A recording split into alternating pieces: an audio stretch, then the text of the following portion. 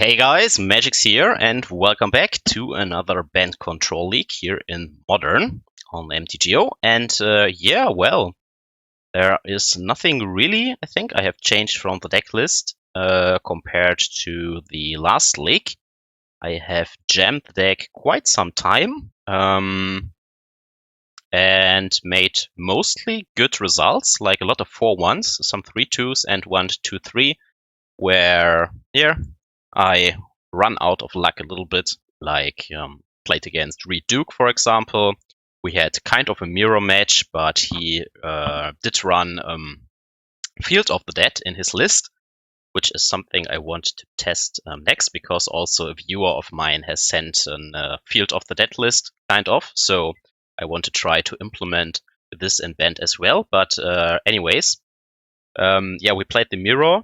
You can see I have these 3 Field of Ruins, right? And in the first game, I hit my Field of Ruins right on time before he could create too much zombies. I outgrinded him with my Fact of Fiction, like doing it end of turn, putting it back on top with a Mystic Sanctuary, doing it over and over again. So that felt good. And then in game 2, we had a back and forth, but eventually he could slam an Wilderness Reclamation. I think some deck lists still run 2 copies or something. And then he made some Nexus of Fate extra turns and dropped an Uro while I couldn't do much and outgrinded me this way. And in the third game, I managed to kill the first Field of the Dead with a Field of Ruin. And then, for example, he hit the second copy in the top 20. And then I didn't have my Field of Ruin on time, and he just created like 4 zombies in one turn, and I didn't find my one of Supreme Verdict that I left in the deck, for example, to deal with that. These kind of situations, or like a match against Storm where my opponent had in game 1, for example, empty the warrants, then I hit my Supreme Verdict, but he used me tapping out for 4 mana to resolve like the third Gifts Ungiven in a row, and just reloads all the time and got me this way over the course of the match. But besides these rather rare situations, honestly, the deck still performed quite well. I had some games where I had like by turn 4 I had like 9 land drops secured, so these games can feel a little bit awkward, but due to the fact that I played against a green-white deck, you can see it here on the screenshot, I still pulled out because out of the situation just because the Planeswalkers in Uro were so great. But then you have these games like against Burn, you can see it here. I kept the hand with 2 Uros, 1 timely reinforcements, 2 spot removal, and 2 land drops on the play. And I thought this was a slam dunk as long as I hit the 3rd land drop. And as you can see, I only hit the 3rd land drop by turn 6, when the Eidolon already locked me out of fetching it and using timely to keep up.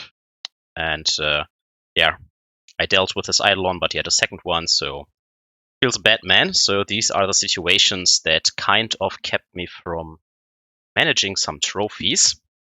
Anyways, I have recorded this league here, which was also very close, but let's jump into the first match.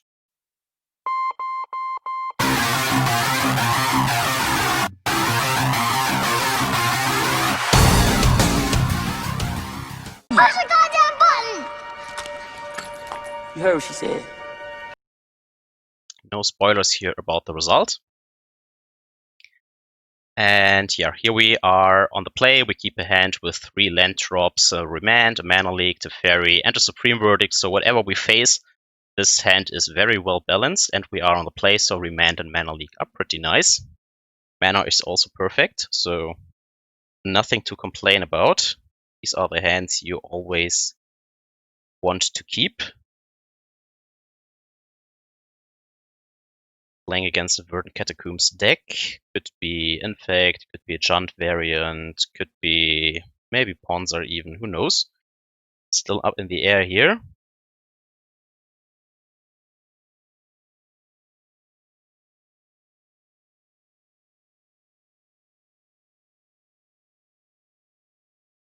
Alright, it's a Thought Scour, so yeah, now I remember.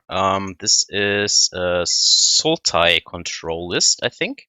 And this was a very crazy game. You will see that. Just to put a little bit spoilers maybe in here.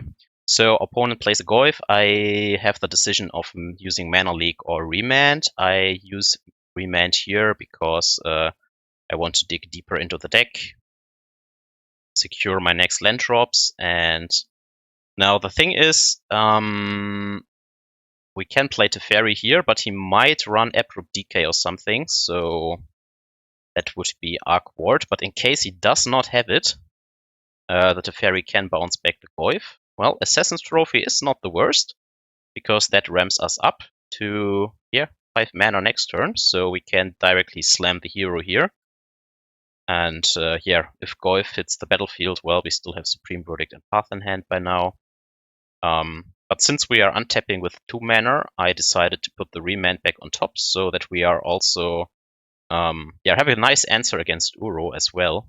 Feels better to Remand it back to hand, I guess, because it's a 3-drop. Trade up with mana than using the Mana Leak there. So, well, here comes another Assassin's Trophy. I try to Mana Leak it.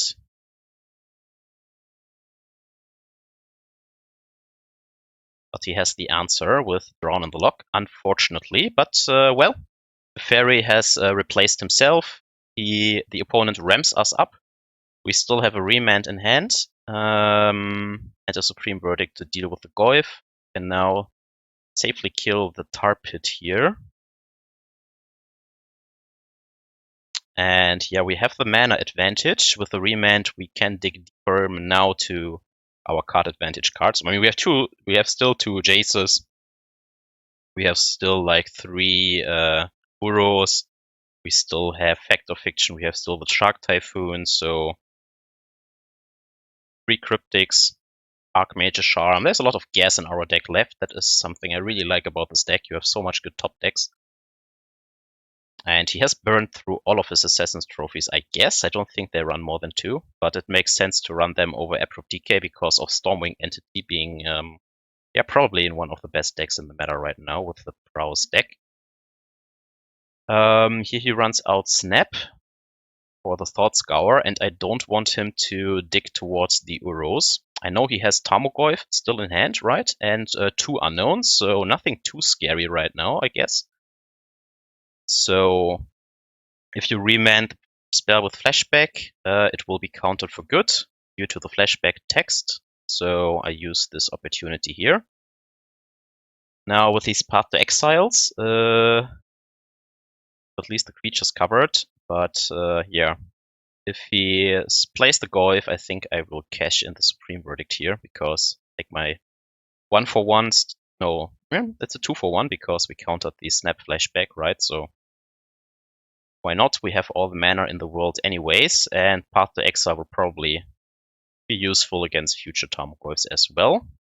And then he dropped the Liliana of the Whale. Well, there's 1 card in hand, so the pluses, that would be an even trade, and he really well used the card in hand, so he does not plus it. And here comes the first good top deck. Now we can use Archmage Charm, draw 2, put it back on top with Mystic Sanctuary number 2, and draw some more. And fill our hand up again. We can pitch 1 Path to Exile here safely. Has only 2 cards in hand, so let's see. Okay, only 1 card. And it's a Jace, so we have to counter here instead of drawing 2, but still better than letting the Jace hit the battlefield. Now he can trade up with the Liliana. But yeah, I think I put Archmage Charm back on top. Hope to draw into a Jace of my own, maybe Cryptic Command, maybe Uro.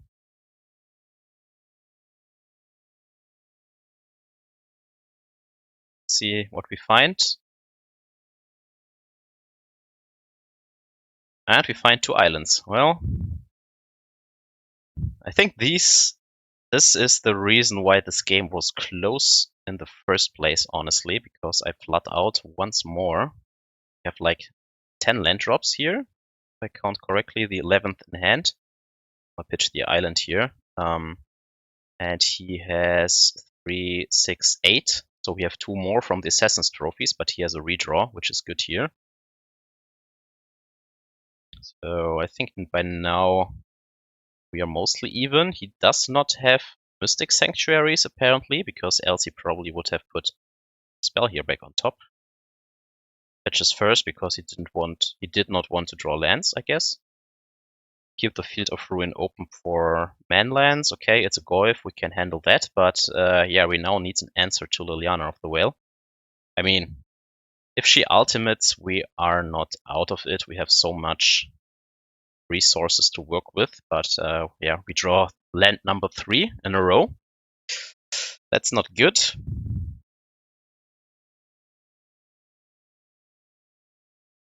At least now, if he plays a discard, we can use the path in respawns. If he pluses first, we can also use the path. Hopefully he doesn't have a counterspell now, but I guess the probability is low.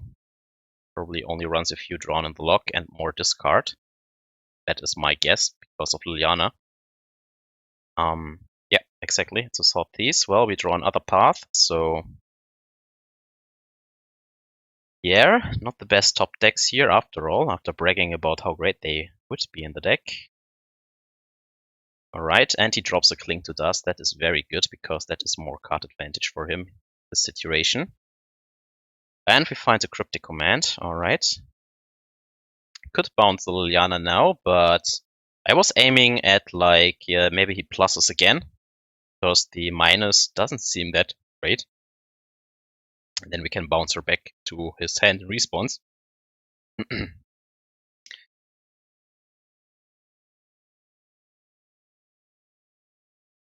here comes Cling to Dust number 1. Please find the land drop.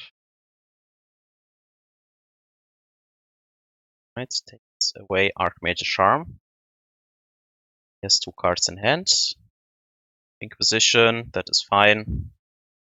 So made up for the extra card here. Let's see what he does with Liliana. Okay, he uses the ultimate after all. Now I was thinking, okay, do I have to float all the mana? But in this case, he just goes to the second main phase, and I can't use any mana to use with the Cryptic, right? So I decided, okay, let him do his thing. I don't think he can cut us off all colors, and I honestly don't need 11 land drops, so like, yeah, if he just halves them, that's also fine by me. Just have to read the text on Liliana again, how MTGO works with it. So seems like he wants to cut us off from all the white sources with green. Now remember, we only have 1 more green source in the deck for Uro. And with the second pile, we can't cast a Cryptic here, so I have to choose pile 1. So I think he divided it very smartly. So now we don't have white mana anymore, but we used up 1 Cryptic, 2 Teferis already, and 3 Path to Exile, so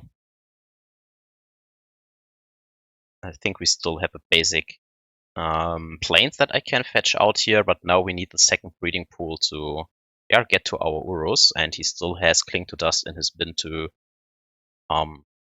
prevent that, so I think that was a pretty good split after all. I expect that.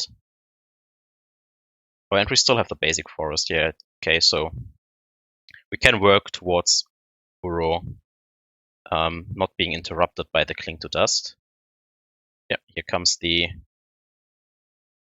second green source again. We honestly don't need the second white source whatsoever. Like, I don't think Supreme Verdict matters anymore. So, and we have 1 Oust and 1 Path to Exile left in the deck. So, yeah, and 1 more 3 mana Teferi. Okay, here comes Cling to Dust again.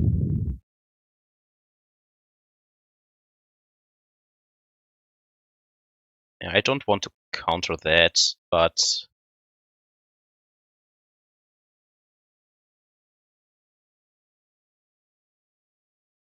don't want him to draw up all the damn time, so I use my chance here.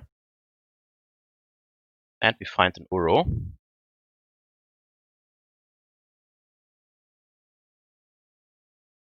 Well then, discard first. That is not the problem. The problem is the Cling to Dust now that can eat out the Uro. But at least then his graveyard will be empty soon. Well, if he lets us go to our main phase, don't know. This was a mistake by him. But whatever the case, I instantly use my Uro here. Maybe he has already an answer in hand. But I think it's still correct to use your Cling to Dust here on the Uro immediately.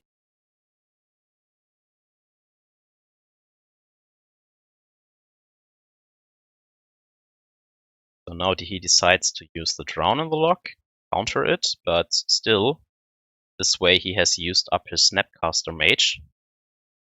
Probably wanted to hold that up in case we draw like an Jace, but even then you can deal with that with Assassin's Trophy, and I only draw one additional card. I don't know. I think he should have gotten rid of the Uro because of the situation that we have now a second in hand. Now he can't get in between it with the Cling to Dust anymore. And the Snapcaster Mage is not that threatening here. Needs 6 turns to kill us. Thought Scour on himself, that fuels the Cling to Dust again, but he does not find his own Uros. Drops a Fatal Push, uses Cling to Dust to eat out now one of the Uros, but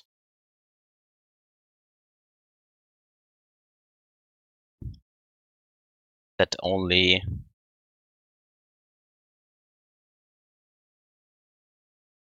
uses his bin, but yeah. Now he has to use his Liliana to deal with our Uro after it hits the battlefield and has drawn an extra card, and then we can do it either again, or he has to use up another 4 mana. We draw yet another land drop.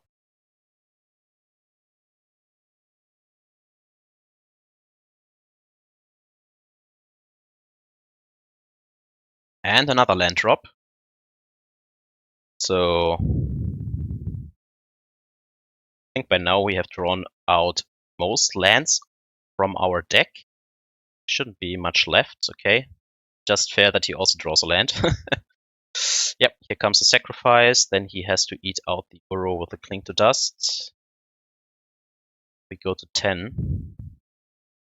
So we have still 2 Cryptics, we have still 2 Jaces, we have still the Shark Typhoon and the 3 mana Teferi, but that one is not that great in this situation. 2 Cryptics. Cryptics I would probably use here to bounce a Mystic Sanctuary to get more Cryptics, unless his hand is empty and he pluses Liliana. And we still have 1 Fact of Fiction left in the deck, but yeah, here comes Cling to Dust. Eating out the Uro, I would assume. I mean, he has exiled now over 20 cards. Could you imagine what would happen if we had an Ashiok in our deck? We'd just mill out at this point, probably.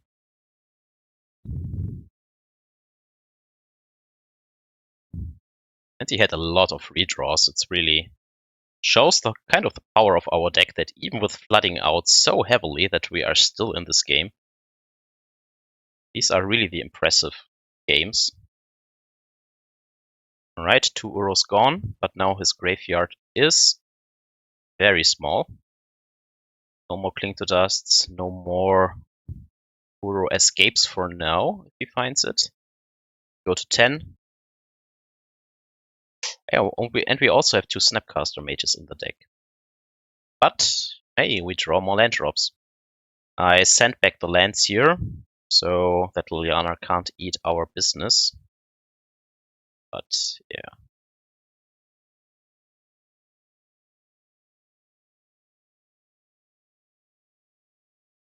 2, 4, 8, 9 lands in play. Remember that we sacrificed 4.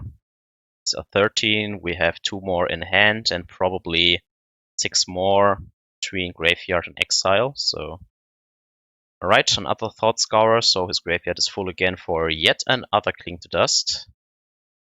This card is so good. If you play black, just put one or 2 copies into your deck. It's always great to have something to do with your mana in these top deck situations. It gains life. It's just so flexible, never really dead. Alright, here we go. Win more lands. Go to 8. Liliana at 2. Now we can use Cling to Dust. We can't get between our Uros. And finally, one of the top decks I wanted. Let's see. I put a stop in the upkeep because I don't want him to draw Drown in the Lock or any other counter spells here to prevent this Fact of Fiction, because that is the ticket back into this game. Doesn't have any more lands to fetch. That is also good to know. But we can't really cut him off green or black or blue at this point, so not like Field of Ruin can stop him entirely. Here comes the Cling to Dust.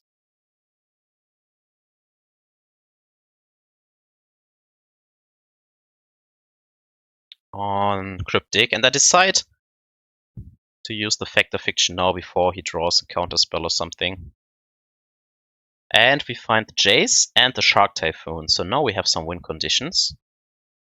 Force is not that important right now, but at least it can prevent a counter spell or another Thought Scourer maybe even. And can get rid of the Cling to Dust for good, finally. Soulguide Lantern is also not that bad, because it cycles and can prevent Uro. But, I mean, if he offers us Jace and Shark Typhoon, I will instantly pick that. 3-card pile. So here I choose pile 1, I think.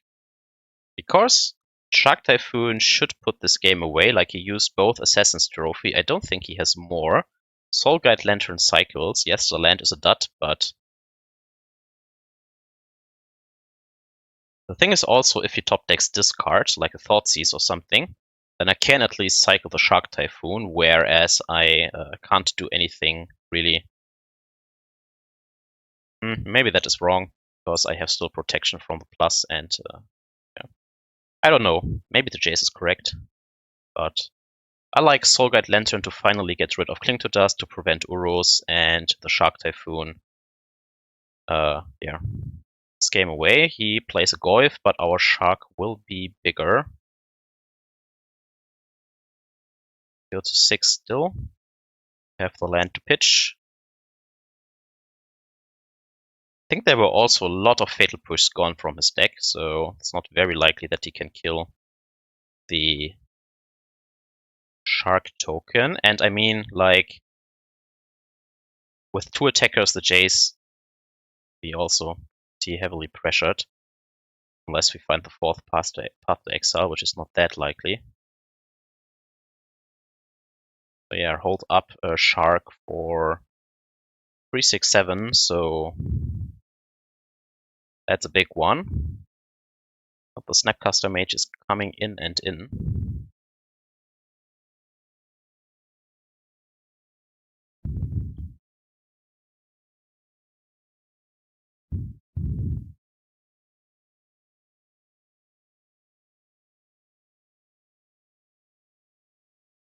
Could also just leave the white mana open or something to represent Path to Exile and maybe cycle the Lantern, but I think the 6/6 Shark token here is okay. And he has drawn probably the last Fatal Push by now. Yeah. Hello, Force. Then we go to 1. Well, shit. What a crazy game. Turn 18 now. Why didn't I pick the Jace? But well, at least a Snapcaster Mage now. Let's cycle the Soulguide Lantern and a Cryptic. So we can now use Snap to block his Snap, use Path to Exile to deal with the Goyf, and bounce Liliana after plus. Still have 1 Jace, 1 Uro, 1 3-mana Teferi left in the deck.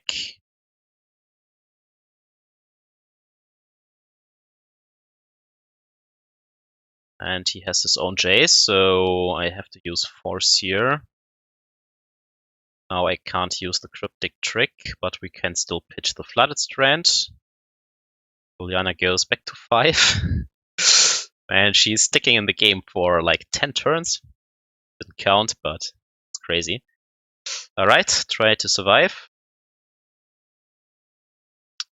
Would be lovely to use the snap on Fact or Fiction, but we also have to keep count of the cards in our deck. Like, we still need some room to win, actually.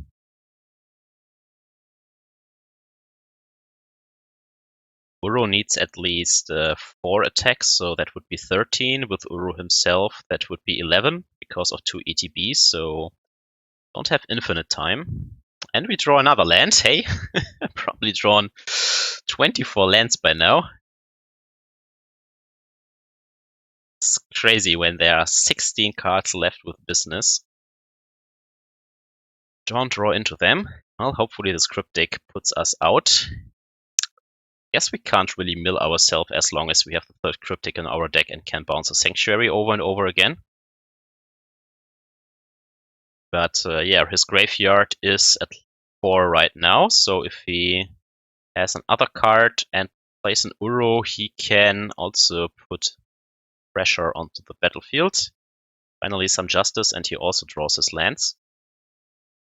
Here we use the trick, Liliana at 6, perfect timing. Bye bye Liliana.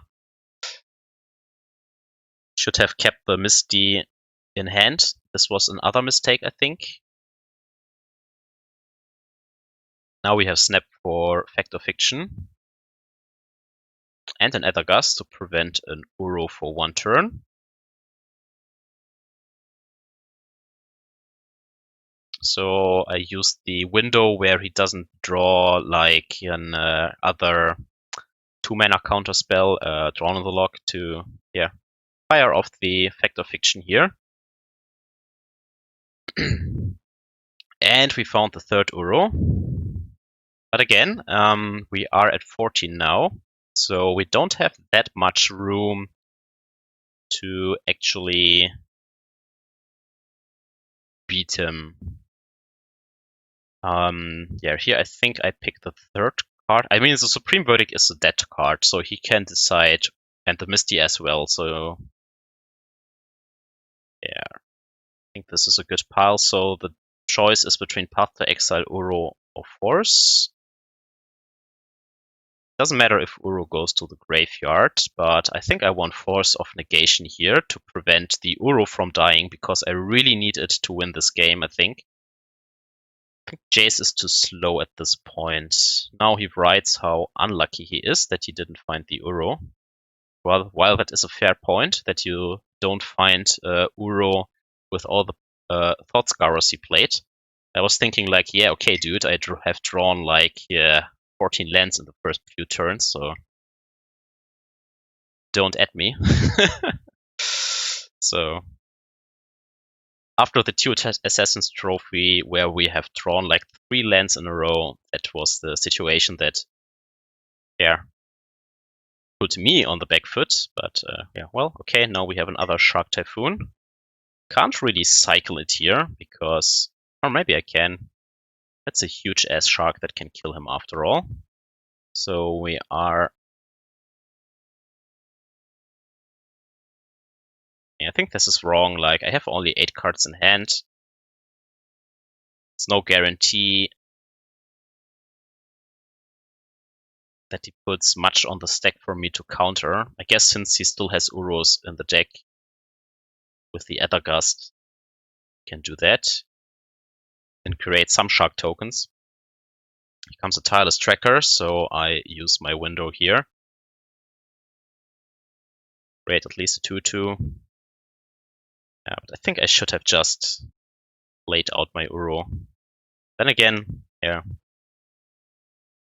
puts it on the bottom. All right. Now we have 4 power. I mean, we have still enough power on the battlefield to win, actually, as long as he doesn't draw his own Uros. Well, 6 cards in the deck after this. Go to 4. 5 cards left in the deck. With the draw of the next turn, Uro can maybe attack only once or twice, but hopefully that will be enough. We put him to 10 this turn, and next turn it's lethal, so unless he draws a removal spell that we can still counter with Force, we are fine. But if he draws now into an Uro and escapes it, then we'll be at 13 again. We can still use the Mana Leak to create a 2/2 and oust the Uro back, but then it gets dicey again, so I think I should have just made a huge Shark and fly in over 2 turns. Okay. Put in Veil of Summer, of course, because all of the black cards, like Assassin's Trophy, Drawn on the Lock, you can use them to protect your Planeswalkers. The discard, of course, Liliana Minus. One of the reasons why you have a leg up against the black decks is Veil of Summer. Aether Gust, because we have seen Tarmogoyf, we have seen Tireless Tracker, we know that there are Urus on the deck, so maybe not want 4 copies, but maybe like 3 or 2. And I expect more Ashioks of him, or he has also the Cling to Dust, so I cut down on 1 Uro. Probably don't need 4 Force of Negations against the discard deck. Then maybe cut down to 2 Aether Gusts. I think Cryptic is fine. Maybe he has Mystical Dispute and Veil of Summer of his own, then Cryptic becomes a little bit clunky, whereas Aether Gust can circumvent that. At least he doesn't bring in Choke. Let's see, how did I board? I think I put out 1 Force of Negation and Mana Leak because I expect the game to go long. Also see that. I like the Remand. You can remand your own spells. Okay, and then put out 1 Cryptic. Probably the reason for keeping in the negations even after sideboard and against the discard deck is to deal with Cling to Dusts and maybe protect me from him dropping a Jace while we are tapped out or something. I don't know. Anyways, Teferi to Aether Gust Cryptic with 3 land drops. I keep most of the hands with 3 land drops actually. Seems like I put 2 forests in this version, now that I see it. That was also the reason why we still had the green source in the first game, alright. In all these leaks, I always change some small details here and there, test out, to revisit, to get a better picture. Okay, here comes the Thoughtseize, Teferi gone probably.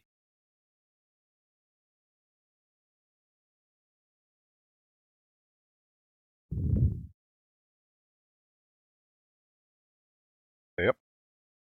Alright.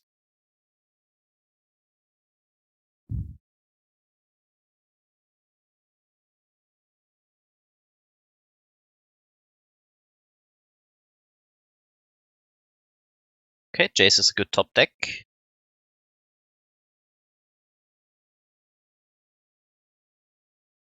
Now if he drops a Liliana here, that could be annoying because we still need the land drops. But we can counter a Golf, we can counter a Tireless Tracker. Fulminator Mage, well, can't counter that. That is pretty annoying. Another reason to bring in Veil of Summer. That would be such a blowout. Like, if the Jace would be a Veil of Summer here, that would be such a good play by us now. Now he sets us back a land drop. Have to still hold up the Aether Gust, ship the turn back. Please don't Fulminator me again. Thoughtseize, alright. Then pick the Jace, or the Uro if he has a Cling to Dust, then it's gone for good.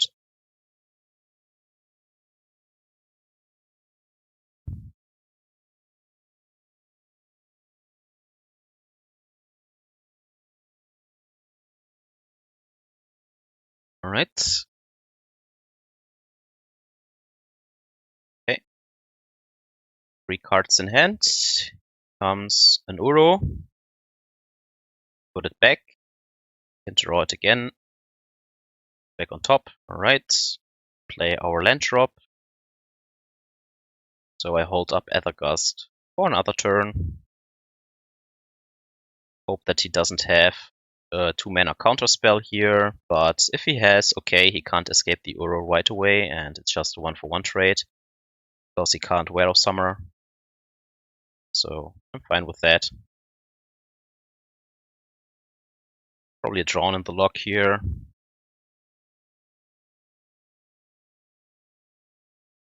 Nope, okay.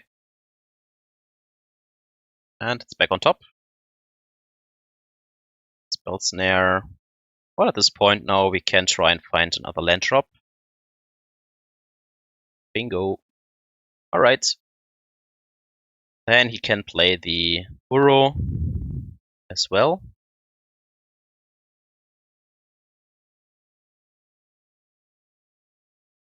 Right.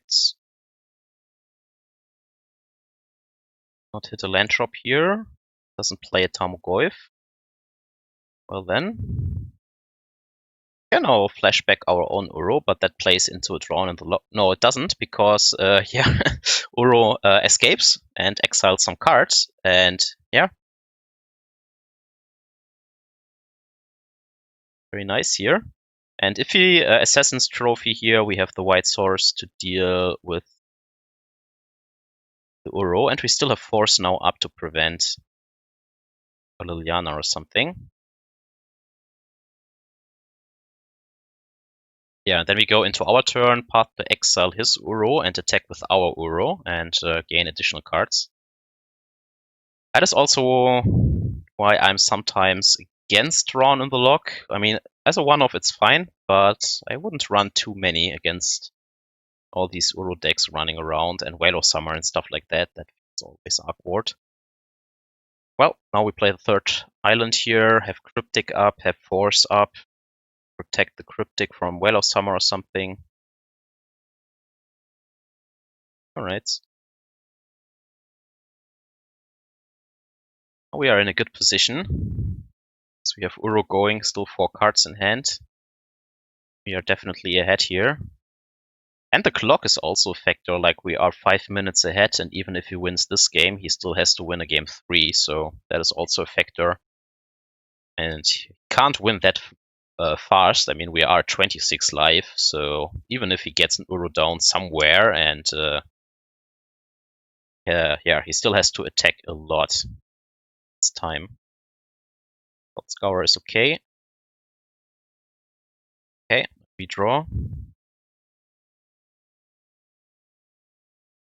4 mana.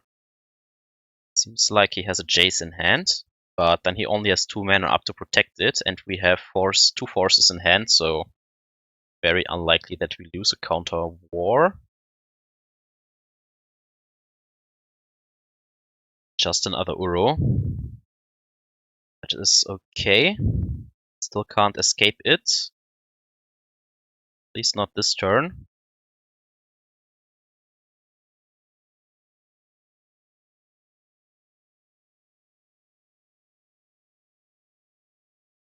Okay, finally a target for Spell Snare.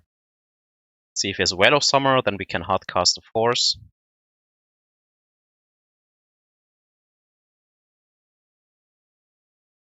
Fuels his bin, of course. He can sack his peatland next turn and then escape the Uro. So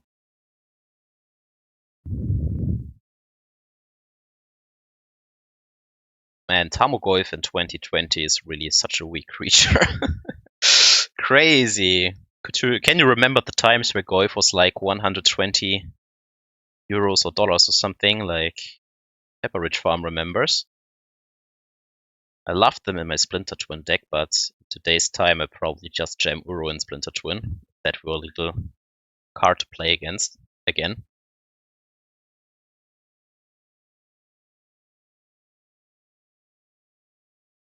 Okay, here comes Jace. Counter draw. Hold up Mana Leak with Force back up. Case. But I mean, he has only 2 cards in hand. There, now he escapes the Uro. Then we have Mana Leak, and the graveyard is empty again. So even with all these Sword Scourers, Like, bin is always empty. There we go. Okay, first win. 2-0. Feels good. Let's go into the second match. Up. Now I'm going too fast.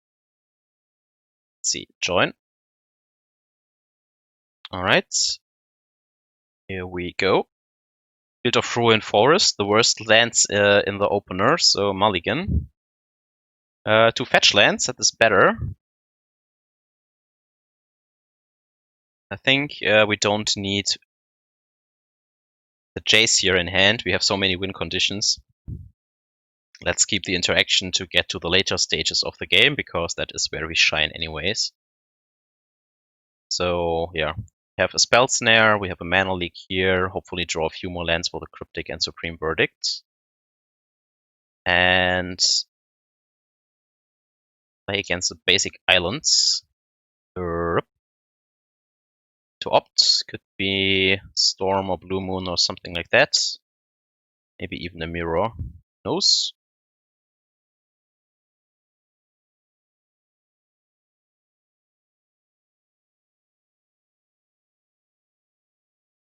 Alright, no third land drop yet, but these are the situations that are scary. Like, remember the first game where you draw lands, draw lands, draw lands, and then you have these games where you don't hit your third land drop, like for an eternity. And I really don't know if this is like an MTGO hidden thing where it decides to either flood you or however this works here, because yeah, 25. I mean, I even had these situations when I put 26 lands in my deck, so I don't know how high you can go to ensure your land drops, but that is crazy sometimes. Okay, by now I'm convinced we are playing against Storm because of Spirebluff Canal. We have a good hand against Storm though, so we have already the one of Empty the Warrens covered with a Supreme Verdict. This came up several times, so also have a Spell Snare and Mana Leak against his creatures, and an Aether Gust against most of the rituals, Past in Flames, Manamorphose, even a Goblin Electromancer. Prevent that for a turn. Alright, and here we start missing land drops now.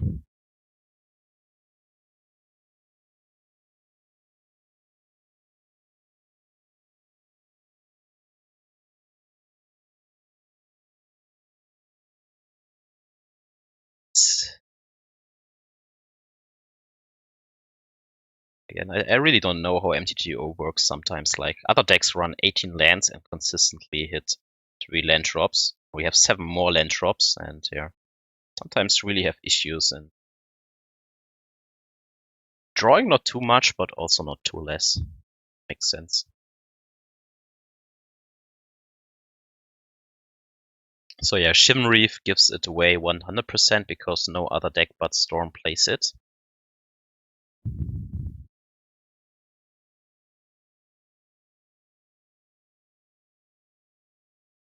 Okay, let's see, nothing happens here. Okay, play function. Alright, we hit a land drop, so it's draw go at this point. It's a sleight of hand.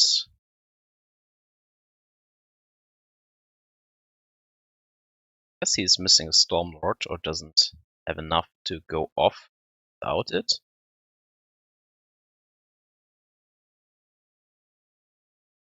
Okay, he moves because he has 8 cards in hand. He has to do something.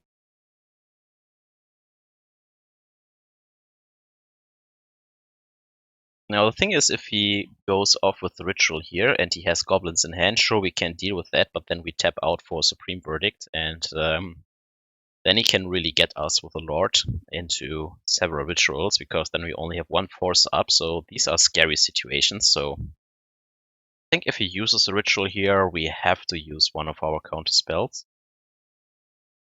But then we are going down on cards, and he just sandbags, so it's scary here.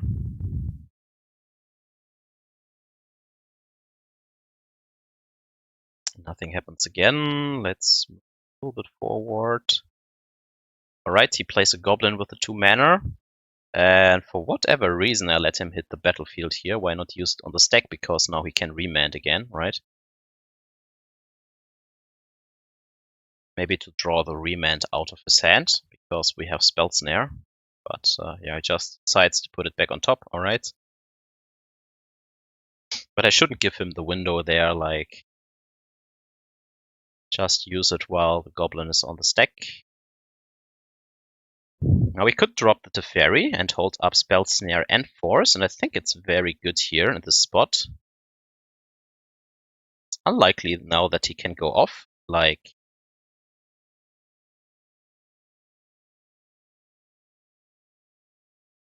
makes also our Path to Exiles better, because if the goblin now hits the battlefield, he can't storm off in response to a Path to Exile. Because of the Teferi, that was also pointed out from the last video. Really playing a lot against Storm as of late. I don't know if I always hit the Storm players because the time I play, but this is my most played matchup as of late. At least it's kind of even. It mostly comes down to them having these Empty the Warrens with crazy backup, or yeah, me hitting my land drops. Not too much, not too less, like I mentioned. So now I decide to Spell Snare the Goblin, so that we don't have to force right away, because it still puts us down another card. So he's still at 7 cards in hand. That is scary. If he drops a Baral now, here we need a way to deal with it. But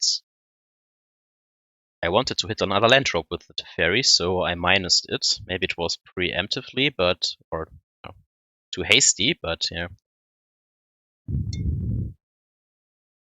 I can't really make use of this Cryptic if I don't hit more land drops, because it's such a great remand target for him.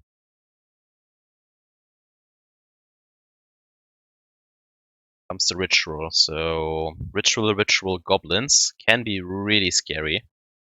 But we can let him make use of the first one. Now we can decide, okay, do we want to counter the second one? And I decide against it. I mean, we have the Teferi now on the battlefield, so if he drops the Goblin, we can also use Supreme Verdict at instant speed if we have to. And we have still the Force in hand, so...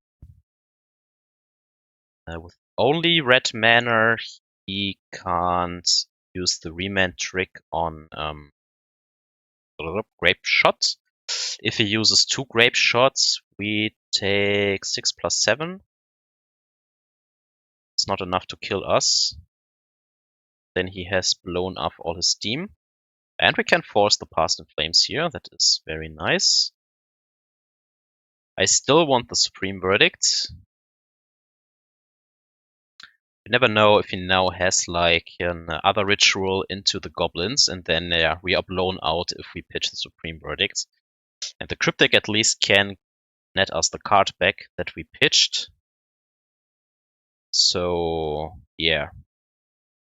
Well, the Teferi dies, we take 8 to our dome, but yeah, he has blown off all his resources now, and we still have Verdict, Uro, and Cryptic, so it's like we are in a good position. I think we have to use the window now to get going. We still miss land drops by turn 7 here. That was maybe the blessing, and yeah, draw the Snapcaster Mage. As of late, there are really very few matchups where I'm happy to see all these Snapcaster Mages so early. They feel so unnecessary a lot of times, because Mystic Sanctuary kind of covers the function, while not being as dead in all these early turns. Like, the only real situations where I appreciate the early Snapcaster Mages are when we are playing against aggro decks and I have to use a lot of removal spells, but man, do they. I think this is also a cut for one of my next videos, or when I up the land count for Field of the Dead, like I will cut down to 1 Snapcaster Mage. The blocking rarely comes up, especially against the aggressive decks because of Lava Dart and all this stuff. The body is really not that relevant. Against Ren and 6, sometimes you need it to pressure the Ren, but It will also die pretty easily against the ping. I don't know. I think I will go down to 1 Snapcaster Mage, as much as I love it. It's probably one of my favorite cards of all times because of my lovely twin days. So great in this deck. I probably won more games with Snapcaster Mage than with twin combo actually, but in 2020, I don't know. Snapcaster Mage is that great anymore. Crazy how time flows. Snapcaster Mage and Tarmogoyf are not the top dogs anymore. Makes you wonder if Deathrite Shaman would be okay in the format. That could help against Uro decks. Would still be fine against Lava Dart decks because it has an additional point of toughness. Makes the meta maybe a little bit fairer, but then again it rams, so who knows. Finally, good spot.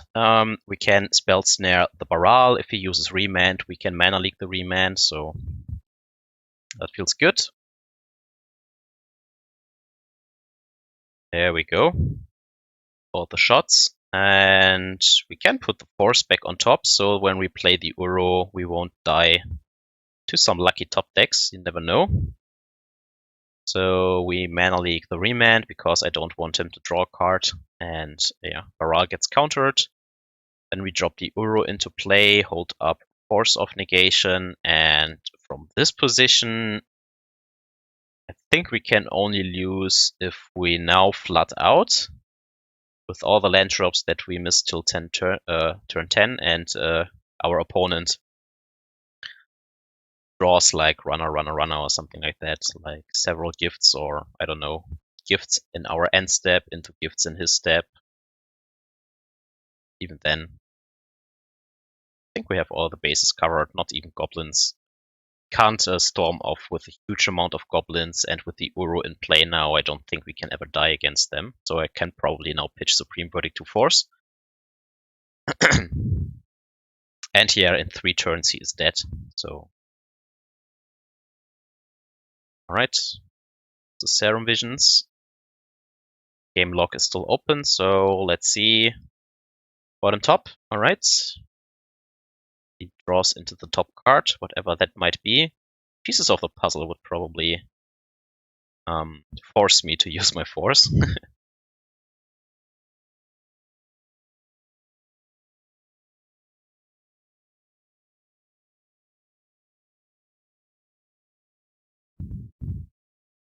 Alright. It's 2 on top, that is scary. So they have to be really good, but now we have all the mana untapped. We have a draw engine, we have a ramp engine. Here are coming the land drops, so Cryptic becomes better and better. Now we can also use Cryptic plus Force of Negation hard cards, so no need to pitch our cards away. Okay, here comes the Baral with 2 cards in hand. I don't think he can do much fancy stuff here, so I don't want to waste my Cryptic. End of turn, we can use the Path to Exile instead. Now he has to decide if he wants to keep his second top card or, yeah, search out the land. Well, alright, then we put in Veil of Summer, Dovin's Veto, and some more Aether Gusts. Because Aether Gust can also deal with Aria of Flames. You might have seen that in one of my last videos. And I put out most of the Planeswalkers because they are so clunky to resolve. And you can get punished when tapping out so low. And with this 2 Shark Typhoon still in the deck, you have enough ways to beat the opponent. Cryptic can be a little bit clunky post-board because they sometimes bring in a Mystical Dispute and stuff like that. So yeah, not so much into the 4 mana cards. Keep the deck lean. We still have Factor Fiction to draw cards. We still have Uro, and yeah, let's go from there. Well, 5 land drops. At least we have mana to work with, but only 1 Aether Gust and 1 Path to Exile. And then you draw the fixed land drops. This is the stark contrast to the last game, where we have missed the 4th land drop for so much turns. Now this is a game where MTGO decides, hey, let's give him more land drops. Here, have some and some more. Like, where are the brainstorms in this format? That would help so much. Alright. Now we could be dead, depending on what he has. But seems like he doesn't have enough, because he decides to attack with the damn goblin, so...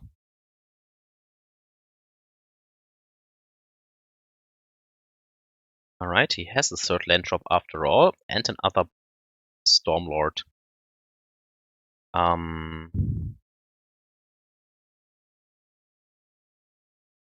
Okay, use the window here to path to exile the other one, while he can't use Remand. Give him more resources. But 2 Stormlords in hand, it can be really dangerous. Oh, on the battlefield. Now I have to try and get rid of the Baral as well. He can now Remand for value. Then we have to shock in the Temple Garden and play the path again. But then he untaps with 5 cards in hand and can really get us. So still very great for him.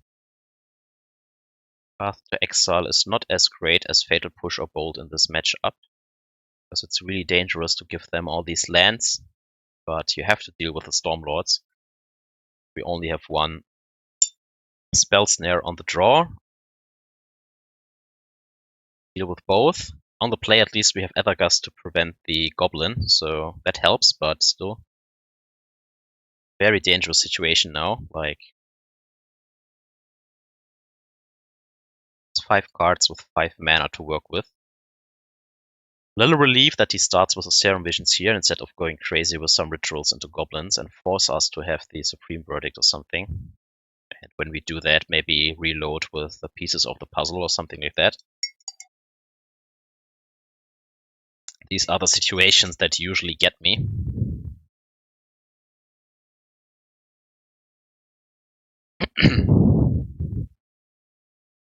Alright, puts 2 on the bottom, so that is a good sign. Like to see that. Ah, here comes the pieces of the puzzle, so let's see. Empty the warrants. Here it comes with opt and remand.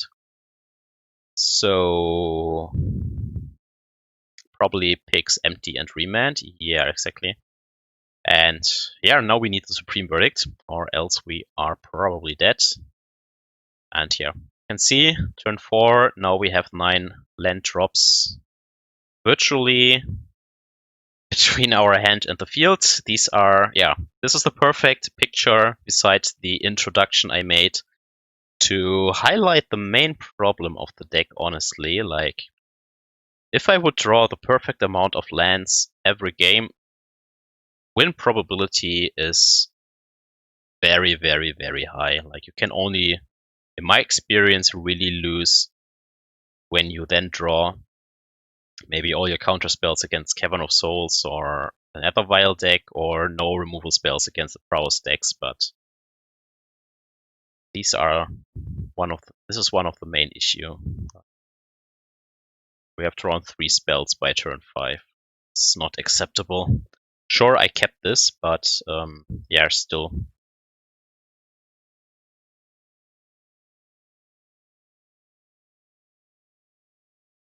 If you take the mulligans, then suddenly you have this hands where you don't draw the lands and then you also lose. These were also some experience I had against Storm, like really tough to make educated mulligan decisions on that, because sometimes you mulligan because you have too much lands and then never find them and you feel bad about it. Other times you have to mulligan because you have the wrong cards and then you screw up with your land drops, so awkward. Well, I tried to stop him a little bit, but yeah. He just creates goblins. So now we need the top deck Supreme Verdict. Maybe we have some luck. Let's not suspend this too long. Creates 10 goblins. We don't draw into Supreme Verdict. Maybe Uro can draw us into it. We go at least to 19, and he has only 3 cards in hand, so can't remand here. So yeah, but he has a Mystical Dispute as well. So there goes the Uro. Well, we go to 6 now. So he doesn't even need a big storm count then to kill us with a Grape Shot. Boom. 100% of the time, if I lose to Storm, it is always because of the goblins. Really. Yeah, and we draw another land drop. So with Uro we go to 9, we can block 1 goblin, but that is not enough. Because we take exactly 9, so we are dead here. And I mean, he still has Remand up, so yeah, we are dead. Let's go. Game 3. I change. What do I change here?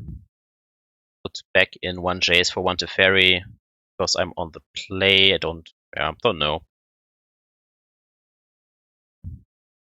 To unclutter my hands with the lands. Just experimental, I guess. Now this hand is better. We have 3 land drops. Oh, okay, let's see. Looks like I made a Mulligan decision, sorry.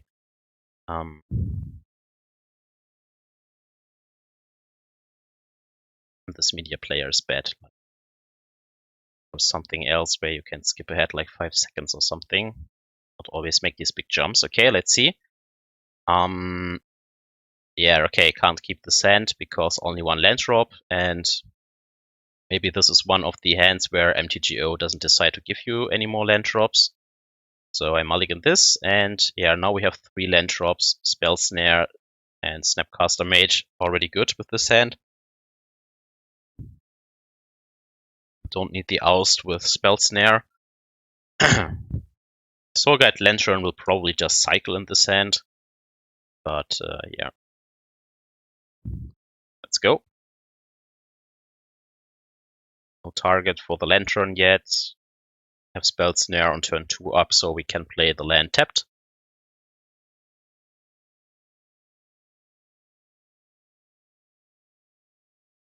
Alright, here comes the opt.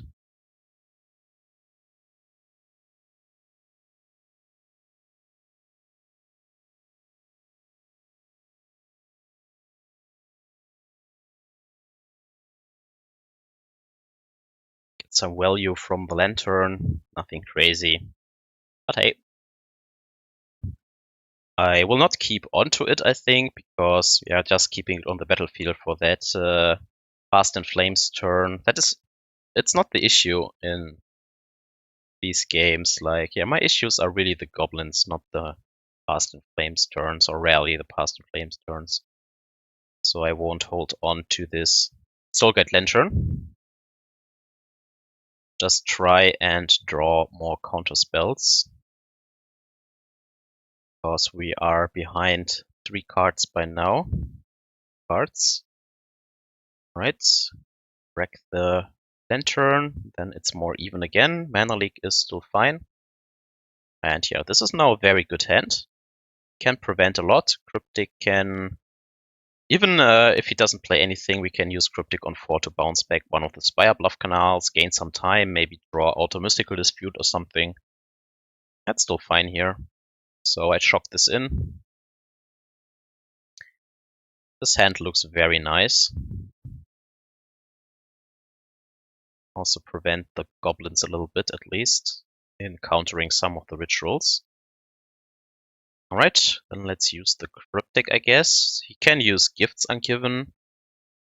Okay, wait a little bit, but yeah, he can use Gifts Ungiven in response, but I think they cut down on that card a little bit in the post-board games, because it's so awkward against Whale of Summer.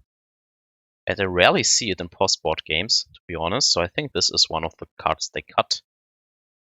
So yeah, bounce back one of the lands to stall a little bit.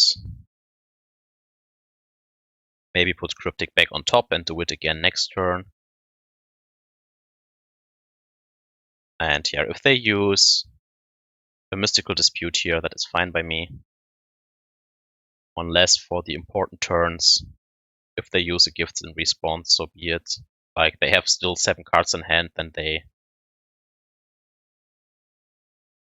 They won't get good cards out of that, I think. Yeah, but the probability is low. Anyways, now we have Cryptic plus Mana Leak up.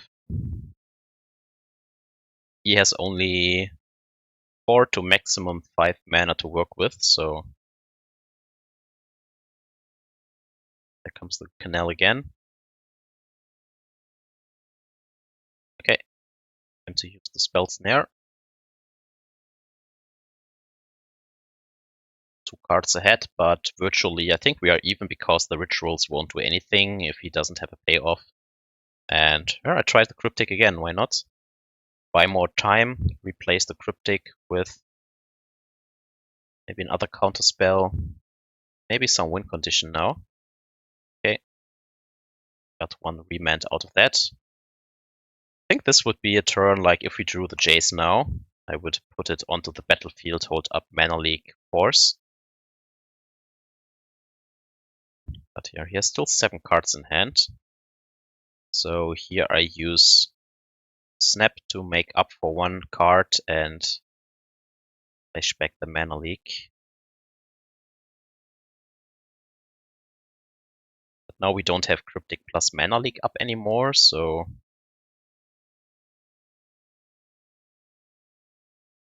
right, still 4 mana. Another Baral. He has double Mystical Dispute, then I think he doesn't have anything to do with the Baral, so I try to use a Mana Leak. He can use a Ritual in response and pay, but then he can't do anything else this turn, so I don't really care about that, I think.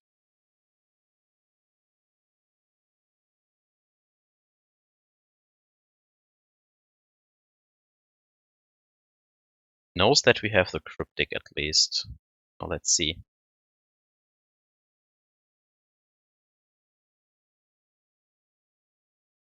Tries to pay for something here. You can see it here on this little text. And there is a Mystical Dispute, so he has 1 indeed. Could use the Force here, but then we run into a Remand, into another Mystical Dispute. He can't use Remand, so I think I'll let him hit it here. Next turn we still have Cryptic and Force of Negation, so alright. I decide to use the Force here. Don't know if that is a smart choice. Maybe I want to stall in case he has the Goblins, which is very likely. Yeah, but now, well, we have hit our land drops, like we have 8 by turn 8, but now he has a Baral and we have nothing, so, well, Force certainly had its cost, but the attack here means that he probably doesn't have anything. But yeah, he can still, I mean, if we would have now pieces of the puzzle, we would just be left in the dust, so. Alright, another land drop. And we find the Uro. Uro is here. One of the payoff cards to draw some more interaction. Can't escape it immediately, because we never drew the other green source, but, well, don't put anything on top here yet. Maybe represent something, because next turn we can draw immediately into the card we put back on top. Don't want to telegraph anything here. Okay, he has drawn another land drop, so he floods out now as well. And we draw another Snap, which again is not that much exciting here.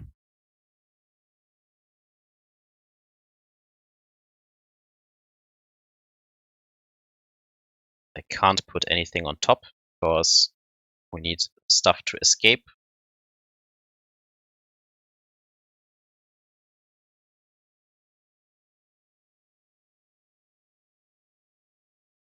So the second Snap doesn't do anything right now, but at least we find an Oust to deal with the Baral.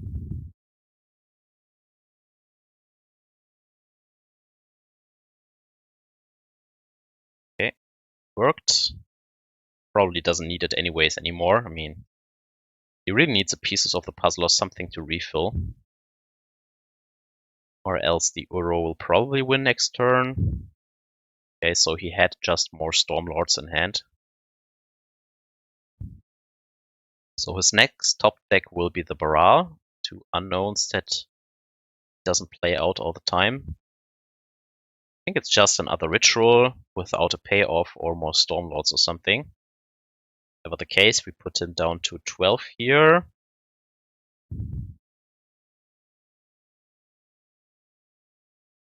And find a Teferi.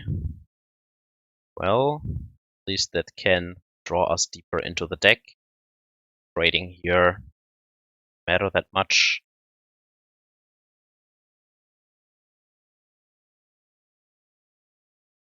Really wanted to draw a counterspell here. That is not Mana Leak, but alright. At least it's only a Baral this turn. So there's probably no follow-up, because he didn't do anything the last 3 turns.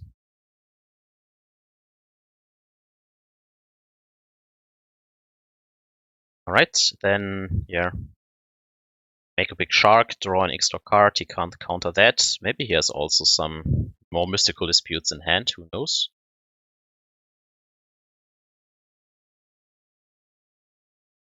Make another 5/5? Yeah, 5/5. My eyes get weak.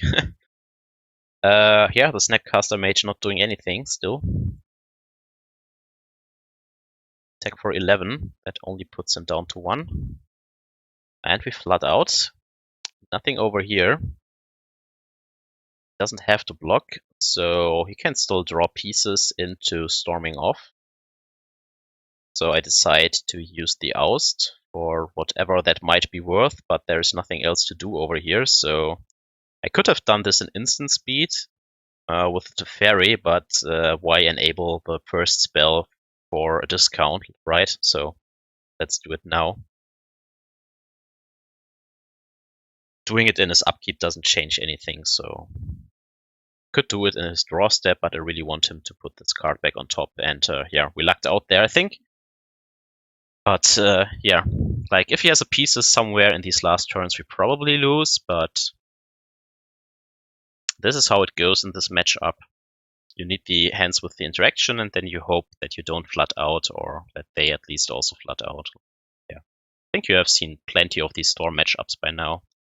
So let's go into match 3. Still an hour to cover here. No lands in hand. Wonder how that works with so many land drops in the deck. Don't ask me. Put the double Cryptic back into our deck. So we have a very weak hand here, and we play now against Cavern of Souls on human. Yeah. Great.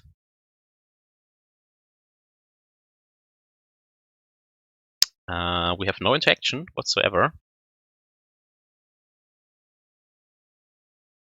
And we draw the second Cryptic that we just put back on the bottom. Didn't want to fetch there because I don't want to eat out my own fetch land for an Uro in our future. Hopefully we get there, and yeah. Come on, play the freebooter. No, it's a Thalier, so our hand looks even... I don't want to use bad words, but you can imagine what I want to say. Alright. Yeah. We drew Jace.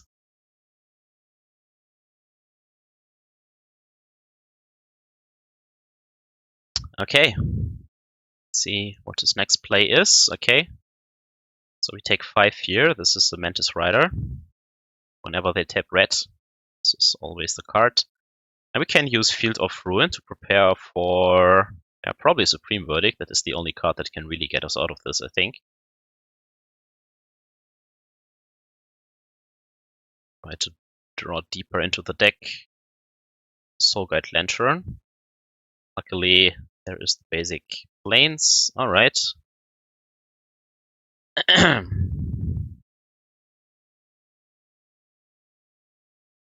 Yeah, here we go.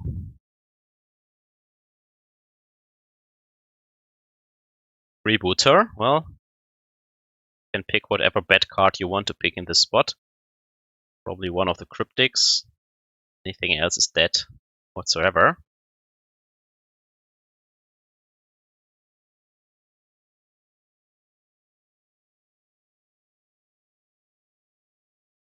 Whoops, and a Lieutenant. So we have one turn. Draw the Supreme Verdict. Oh, we are dead. Will there be justice in our future? What do you think?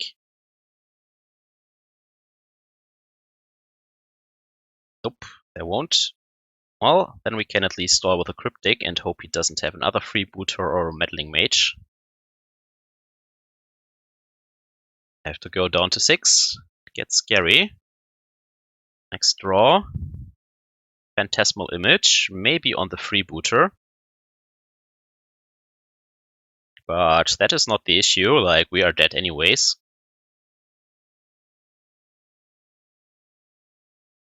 Alright. Response to the trigger. Tap, draw, and pray that it works. We don't draw the Supreme Verdict exactly now. Okay, lucky. Not the case. He probably picks the Oust. The removal. And I should not F6 here. You can see with this little sign over his name. Maybe he drops an Aether Vial and I can still force. No, I can't force because of Thalia. Never mind. I'm stupid. Yeah, I'm circling over there. The only way to get out of it is Supreme Verdict. Come on, Justice. Boom! Yes! Doesn't feel that great. Tasty. Tasty humans. Feel the wrath of the gods. Justice. Nice. 1 for 5. Here comes the Aether Vial. I don't even force here because I want to use the Brainstorm now to unclutter my hand.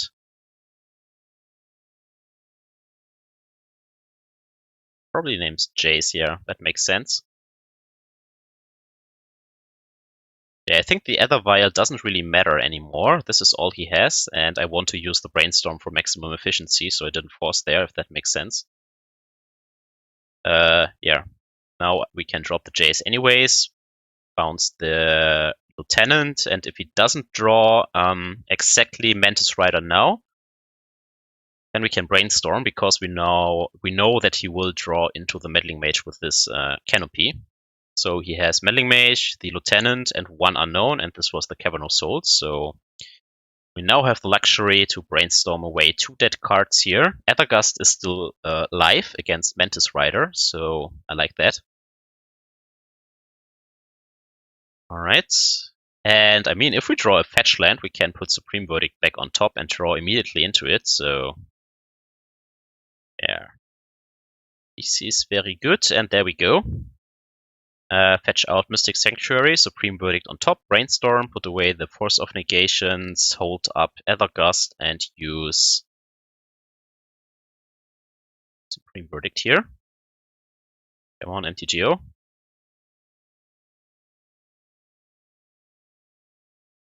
Nice, also find a land drop. By Force. Remand can still be cycled under against Cavern of Souls, so I like that.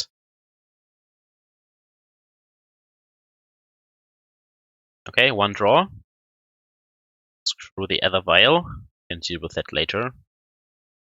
Okay, no play. So no Mantis Rider here. That is fine. Let me just Brainstorm. Hope to hit another fetch land to get rid of these forces finally. But yeah, now with the Jace and all these cards in hand, it's very unlikely that we lose. But you never know. If we now draw the Mana Leaks and Spell Snares, then we can still lose. But a single Uro puts this game away now, I think. Isn't Brainstorm a good effect? Alright, 2 cards in hand, no place. We can bounce the Vial now, just to make sure. And if he drops something scary, we can still bounce it with Jace, play the second Jace, and Brainstorm again. Like, But yeah, he does have nothing to flash in. Now we also have Shark Typhoon. Should put back the second Force, but now we know that he has the Vial in his hand, so we can make use of the Force, pitch the damn Spell Snare. Can also put the removal back on top, but we are not in a hurry. We can do that whenever we want.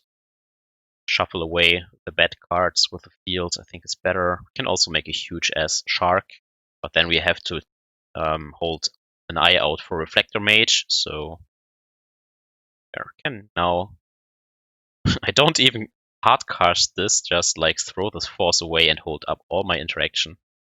Want to make a big Shark here.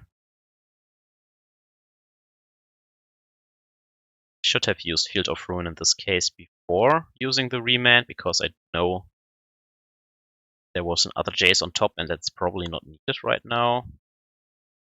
Can still use it as an overpriced removal spell against an image, but still. Why should we care? Alright, but yeah, now we draw the path to Exile, we can put the Oust back on top. Draw into it, deal with the Lieutenant this way, like... There's no way we lose this anymore, this is now torture for him. He should just concede, honestly. And now finally... Can even make a big ass Shark. Or hardcast this and make Sharks out of every spell we have still in our hand, like... Cares at this point.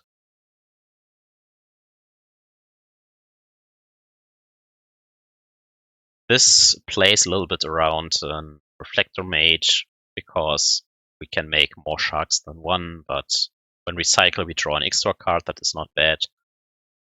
Yeah.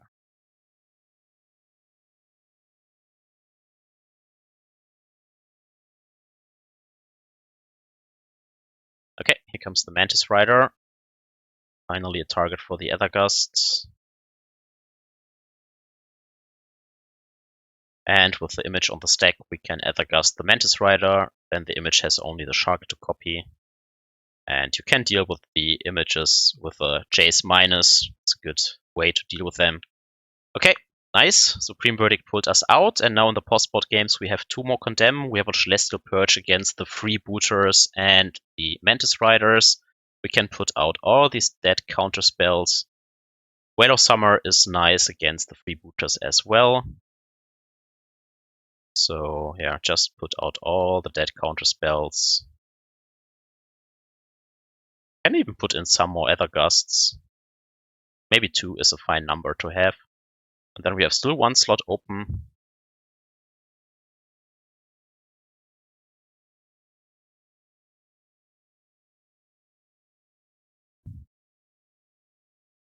Here we go.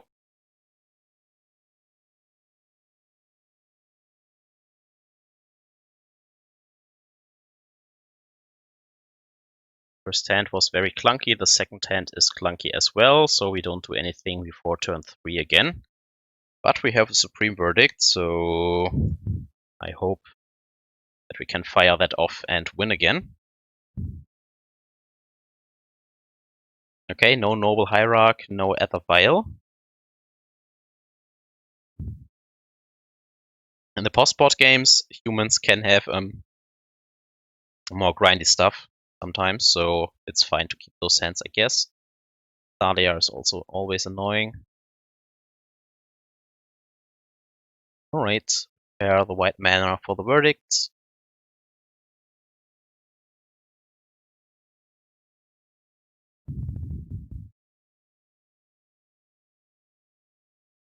Let's see if he has a freebooter here. Cavern on Human. No, it's another Mantis Rider because of the red mana. So we take 5 here. Can't play Teferi next turn, but at least we can drop Uro and ramp a little bit ahead into the Supreme Verdict. Right? Because we can still fire that off on 4 then. Root Thalia. So that is nice, and it also gains us back 3 life. It shows you how flexible Uro is. That's why I prefer Bant over straight blue-white. Like, sure, you can put more Shark Typhoons in your deck, but the Sharks won't be that great here in this situation. So Stoneforge feels a little bit clunky here. And make the argument that I could have dropped a better skull into play by now, but then they maybe have a Reflector Mage and bounce your Germ, and then you sit there again and have to wait and wait, maybe even Reclamation Sage or something. Well, anyways, he attacks for 10. We play the 5th land drop, play Supreme Verdict, say go. And soon we can use the Field of Ruin to get the... Oh, we have already 3 islands, never mind. We can just put the Supreme Verdict back on top with the Misty. And Supreme Verdict again, so...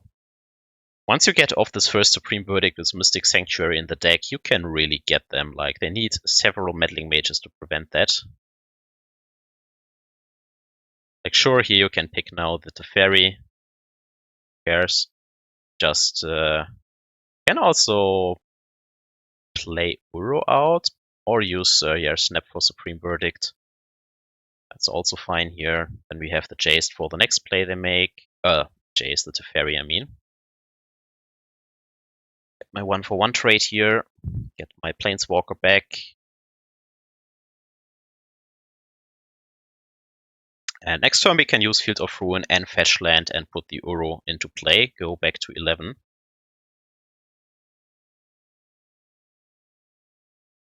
Right.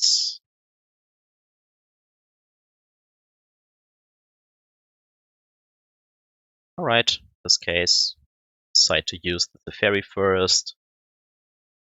Then we draw into an Oust. There.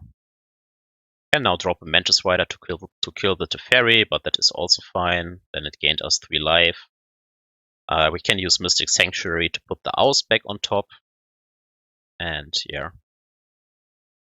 Then we have it at instant speed due to the Teferi as well. Just another champion. Here comes an image, but that will die to the Oust. And yeah, but I mean, even the champions, they need a lot of humans to outgrow the Uro, so who cares? At this point in the game, I think there's barely any way to lose this.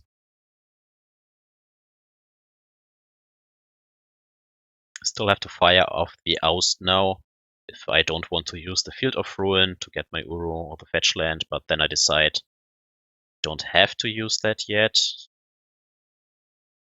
Let's keep it up. Still 5 mana Teferi in our ace pocket. And then we can use the fetch land to grab the second Mystic Sanctuary and put Oust back on top yet again. And yeah. Because I think there are better targets to Oust right now. But we know what he draws, I think. This will be the Lieutenant. Oh, okay. Maybe I've missed somewhere something. Or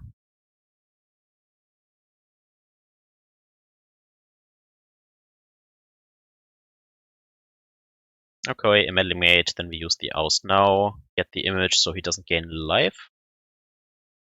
Because the image dies when you target it, but okay. I want to put the other champion back on top because it's probably a dead draw at this point, and yeah. Alright, 3-0. Lucked out on the first game with a Supreme Verdict, but yeah. Sometimes you deserve it. Next game. Here we go. On the draw. Spell Snare, Fact of Fiction Uro with 4 land drops. And can catch the first 2 drop, and we have enough land drops. So if you don't play against Prowess here, which is scary because he has this dragon avatar, but yeah, don't think you can mulligan this. And well, it's Dredge because this is the land he plays. Forgotten Cave is only played by Dredge. At least we have the Spell Snare here to catch the mana spell, the Reunion. So that he doesn't go nuts yet. And we have the Uro already in hand, so that is great.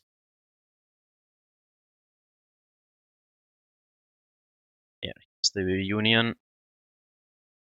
Let's grab a blue source, please. Exactly.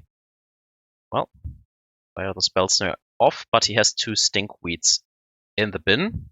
Soulgate Lantern. Nope, just more land drops. Well, now we just have to pray. Boom, Necrometer, 2 Prized Amalgams, and that is how the cookie crumbles. Probably also has another land drop for the Bloodghast, and then even Uro is a little bit too slow on the draw here. Like on the play, I think this would have been far better, but alright, a Loam for 2 land drops, so yeah, he has the Bloodghast. Let's jump a little bit ahead because we know what will happen. Fetch out a Breeding Pool. We play the Uro out. And we have the Cryptic lock now. And we go back to 19. So if we can stall out a little bit longer, we can get him with this Uro plus Cryptic and Mystic Sanctuary. That is one of the ways to deal with Dredge game 1. But their start was certainly strong. Go to 10 this turn. At least this time they dredged Loam and didn't hit insanely well. But they, gather all these land drops for a big conflict rate, I think. They can still have a reunion in hand here. That would be really scary now. Because they have at least a dredge 9. So we go to 10, virtual 9.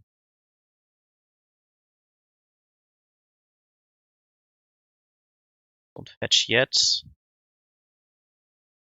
Now, I can't use the Uro yet. With the fetch land, we are missing 1 card in the graveyard because we have drawn all these 4 drops. So I have to fire off the Cryptic next turn, and then the issue is if we don't draw another fetch land, then I have to exile my Cryptic with the Uro, and I don't have the lock anymore. And I don't think I can afford to Fact or Fiction here, because if he has like an what's the name? Creeping Chill in hand that he can cast for 4, then we are just dead. So I have to fire off the Cryptic Command here. Please draw me into a fetch land. Nope, just another Uro. That won't help.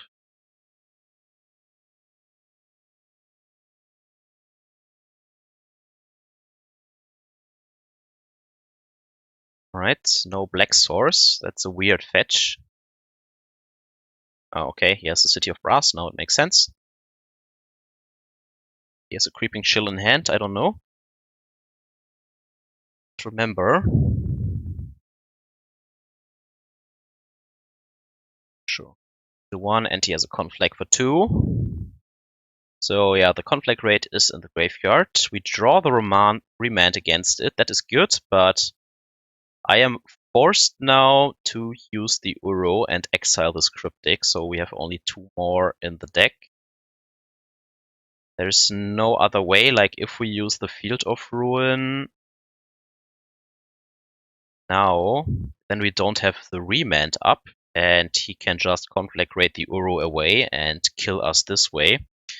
So I have to play the Uro and hold up the Remand against the conflict rate. That is really, this is really kind of unfortunate. If we had any other fetch land in the deck, or maybe even a Path to Exile or something, then with the Cryptic in the bin, I think we would have won here, because it's unlikely to die next turn, but now we draw the fetch land after the fact, so I still play it because taking 2 damage can be too much.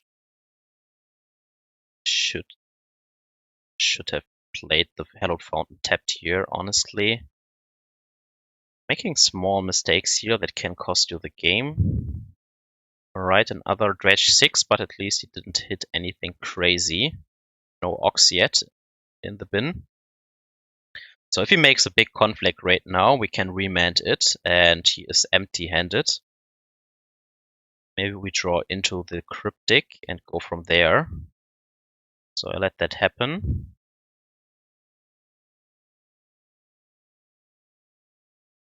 Because if we fetch, he has lethal on board if he could kill the Uro, so...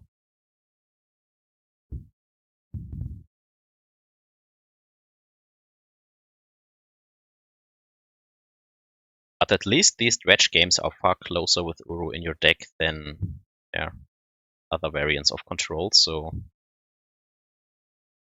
I mean, he had a pretty good start and we are still in this game, so this is still impressive for our control deck, I think. I really like that.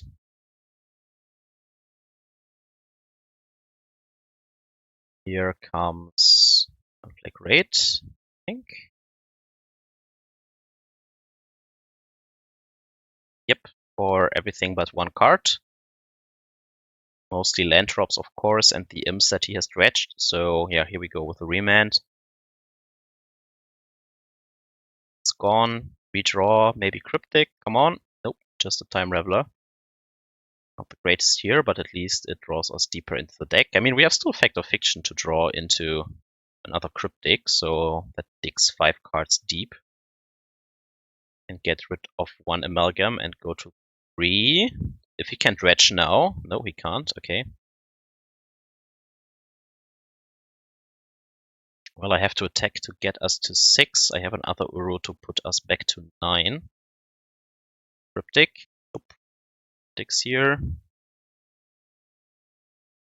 Can also play the Time Raveler and bounce the Amalgam. Then he has only 3 power on board. But if he dredged several Creeping Chills that are still in his deck, then we could be dead. So... But it goes to 8. Like, Uro can also maybe go the distance. Knows. Okay, let's play the other Uro first and get back to 9 life. So I really need the life gain here. Alright.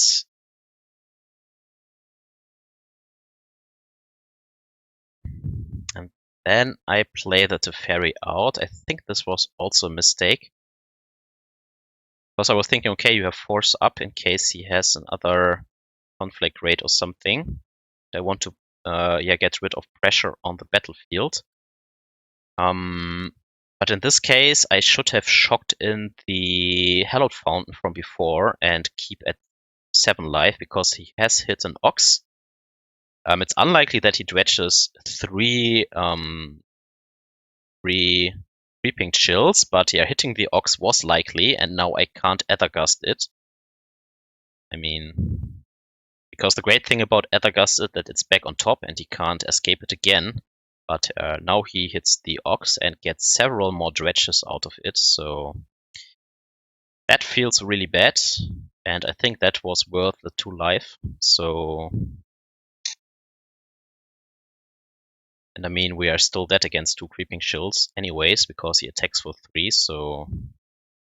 Yeah, it was not worth it. Now he gets deeper. He hits a Necromeber with 3 Amalgams, so... And a Creeping Chill. Yeah, now we have to get Cryptic. It's not even close, so we are forced to it.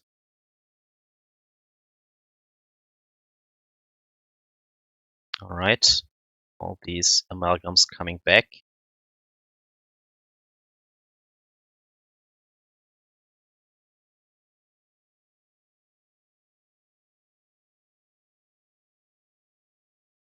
We have still the chance in drawing the Cryptic, but it's really tough now, because if he can dredge in response or something, he can now kill us because we are already so low on life points. And he gets this Ghoul back because he gained life this turn from a Creeping Chill, so yeah. All these damn Amalgam triggers. Just have to... He's on auto yield. Right. We have a Supreme Verdict. that can deal with all his creatures. But he can use the fetch land to get at least the Bloodghast back, and the Bloodghast will bring back all the amalgams, so it was smart of him to kill the Teferi, because then we could have used Supreme Verdict in his combat after attackers are declared, and then he can't make use of the haste, right? So yeah, now I'm with a back at the wall, and I have to hit Cryptic and hope that he doesn't dredge here in response to the Uro trigger or somewhere and hits all the creeping chills that are still left in his deck. But yeah, he is fetching now. Still has the Blood Crypt in his deck.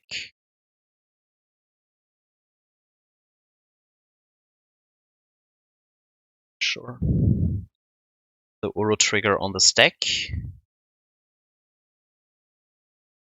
He now sacks one of the ghouls and draws a card, and then he can replace the draw with Loam. And hit 3 cards deep. And he hits the Creeping Chill. Alright. And yep. 2 mana in the pool. Does it with the second ghoul as well. So if he hits the Creeping Chill now, we are dead. Nope. Okay. But yeah, the issue now is, I think, if I use Supreme Verdict, since he has gained life with the Creeping Chill, yeah, he brings back his ghouls in the end step, right? Because he has gained life this turn, and the ghouls will bring back the amalgams, and then we still die. So at this point, I still only have the out in hitting Cryptic Command, but we know that in his last 4 cards, there are still 2 Creeping Chills left. So I don't really see an out here, but I still try and go for the Fact of Fiction play and at least try and hope that we find second Cryptic. We don't, so I think this is lost.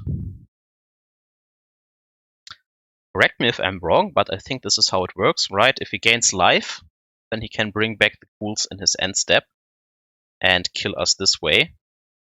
Now I think I still have the out in, like, if he dredges Loam, I can kill him in response to the triggers from the how it's called, from the Creeping Chill, because then I can target him with the Archmage Charm, and he has to draw 2 more, and he only has 1 card in the deck.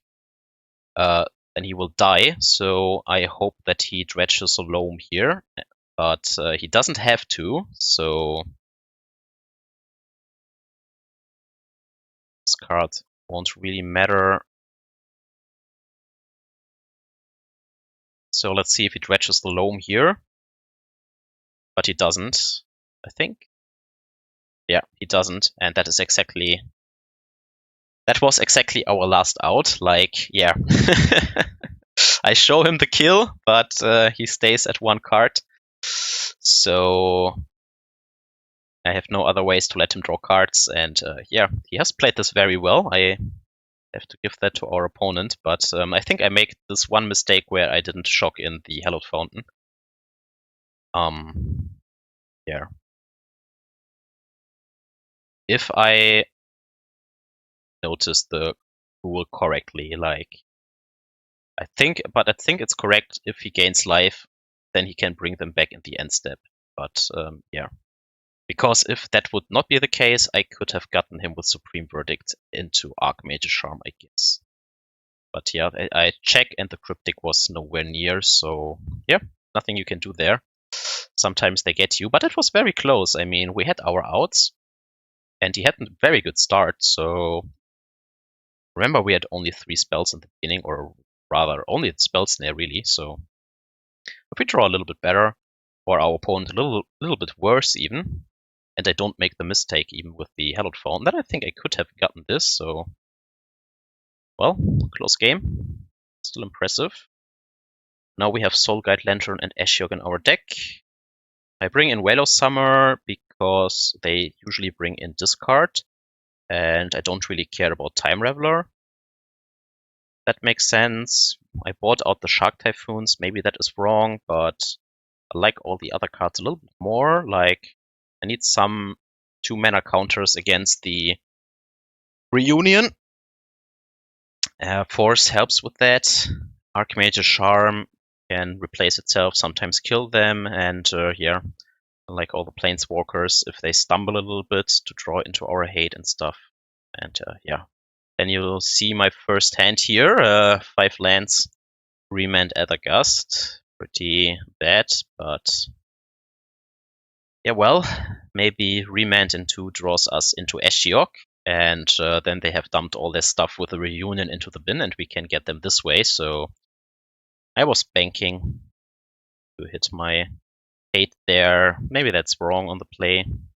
Well, this was already a hand with a mulligan. Let me check the first hand then. Okay, this was the first hand. Not really better. It was a Remand and a Force in this case with 5 land drops, and I decided with this hand, okay, let's stick towards the hate. Then you get such a hand, and I don't want to go to 5. So yeah, this is what we are going with. Alright, he opens up with Shriekhorn, and yeah, have nothing in response to that. Sure, with the other hand, I could have pitched the Remand to the Force, but if he has a Reunion, then he can still get us, so I don't know if it's always correct to keep just because you have a Force against the damn Shriekhorn. Well, now he hit some Dredgers here, but can still hit an Ashiok so far. Alright, nothing crazy was... he didn't hit anything crazy. He can escape an Ox. No, he needs one more card. We have the Aether Gust for that. Here comes a Reunion. This is a card to Aether Gust because Remand he can do it next turn again, and remanding the Ox is still fine. Puts it on the bottom, makes sense. Well, yeah, one of the games where we just draw lands.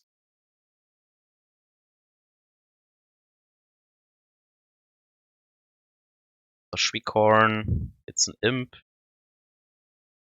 The Imp hits a Creeping Chill, he gets a Ghoul, but he doesn't. He has a Blood Gas so far, so yeah. If he hit like that in the first game, I'm sure we win there. First game he hit pretty insane on the first dredge, so it shows you the difference.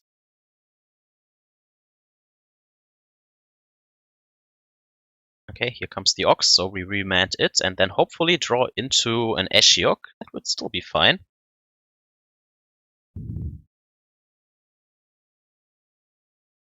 But the Shriekhorn is now used up. And he has the Ox in hand, but it costs 5 mana, so it will rarely be castable. Alright, one card deeper. One with the Ox in hand, and we draw into another Aether Gust. Well, that is poor draw here, but maybe still fine against Conflict Raid or something.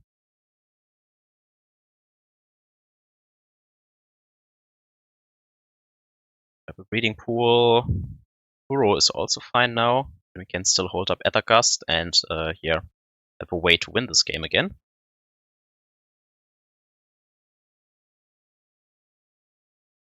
Right, and we draw another land drop. Why not? Yeah.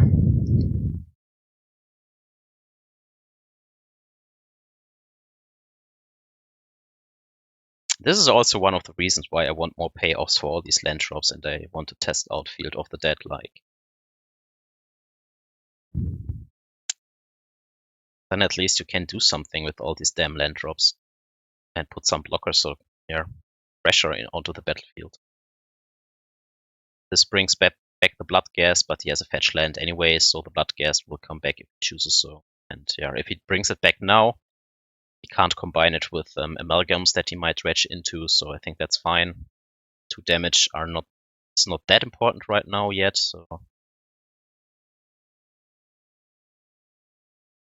sure, he has Loam in the bin and gets back the land drops, but yeah, still. We don't have anything else to do anyways, why not? Comes the first Creeping Chill, that brings back the Ghoul.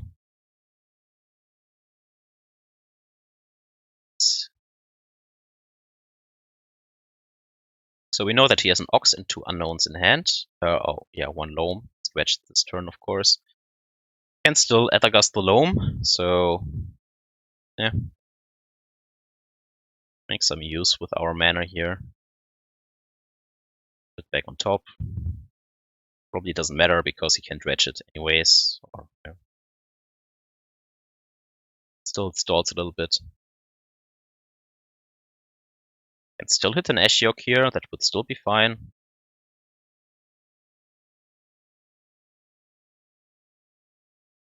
Even a Soul Guide Lantern would be okay here.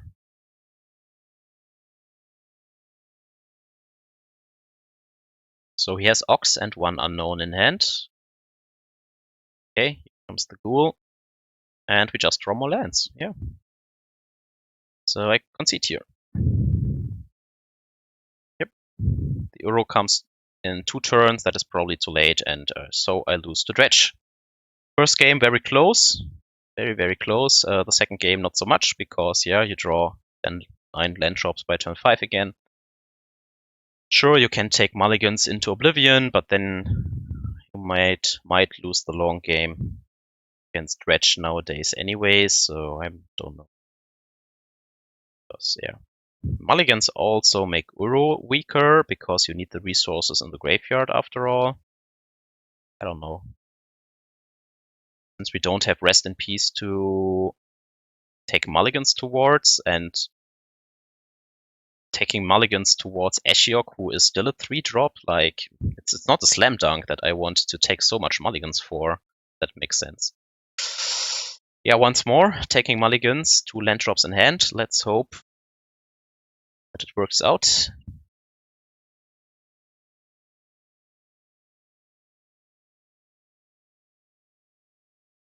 Okay, Mishra's Bauble means Death Shadow variant, so at least a good matchup here to close this leak. Second Bauble. Time Raveler is very nice against Death Shadow because it prevents their protection. In case they also run blue. Okay, first Bauble on us so that he knows what we draw. Draw Snowcovered Island, so at least the lands are working out. And yeah, he can check the next card now that we draw exactly. And draw back to 7 in his turn.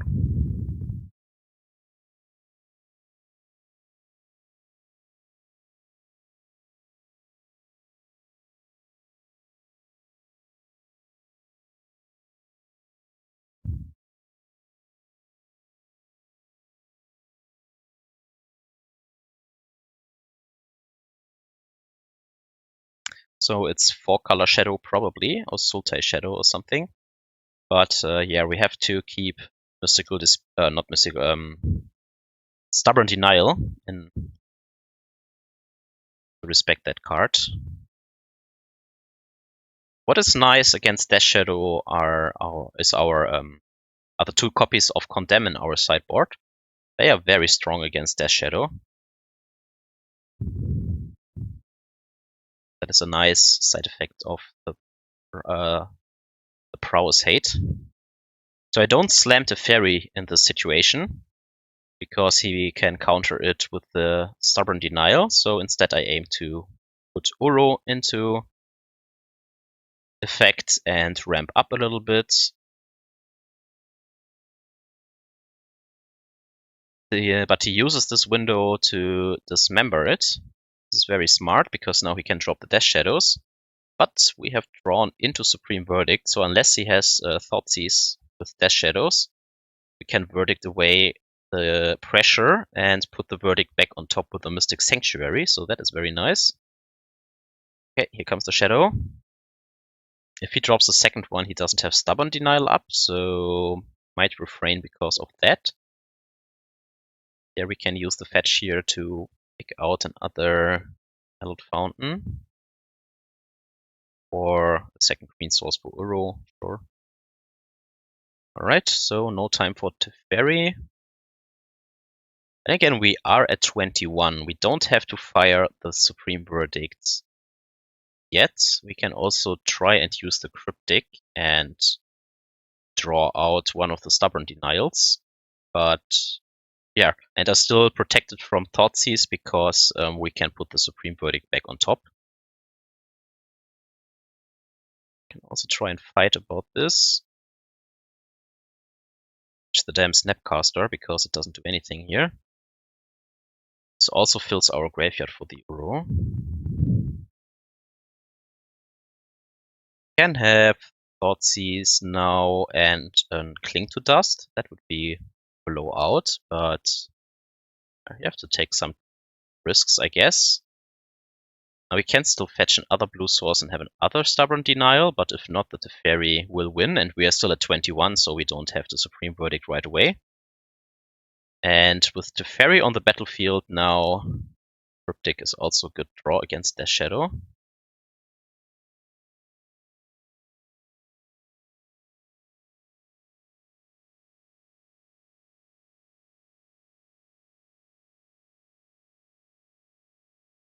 Let's see. So we can maybe get more value out of this Supreme Verdict.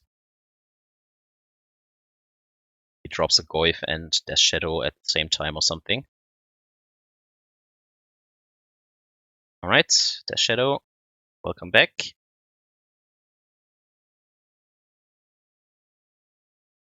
Breeding Pool, okay. He's flooding out over there, has more land drops than we do. Rare occasion.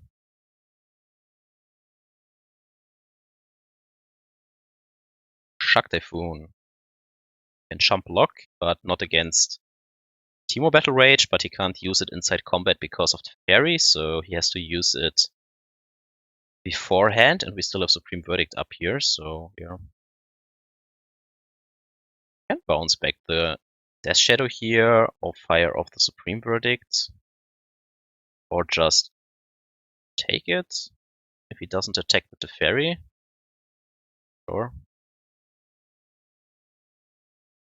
Reverse, yep, he has only 3 card types in the bin, so grabs the Swamp. Now he has 4 card types.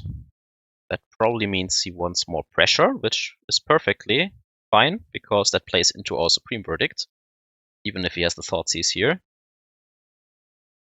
This is exactly the situation why I still kept it, or slow rolled it. So yeah. Paid 7 life for this, but we get our 2 for 1. There he goes to 3. Now we can put the Uro into play, gain the life back.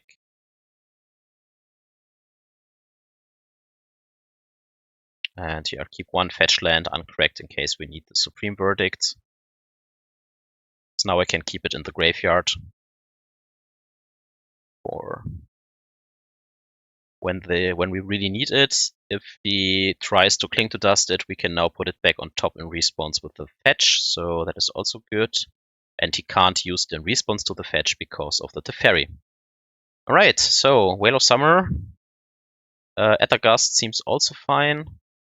Condemn, very good. Celestial Purge is good. Yeah, pretty good sideboard against Death Shadow after all, and the matchup is even not that bad. Sometimes they have Lurus in their sideboard or something, maybe Liliana, but I think all in all our deck is just stronger in the long game, and it has enough tools in the early game to prevent them from going under us. All of our removal does not play into their Whale of Summers, so yeah, I don't know.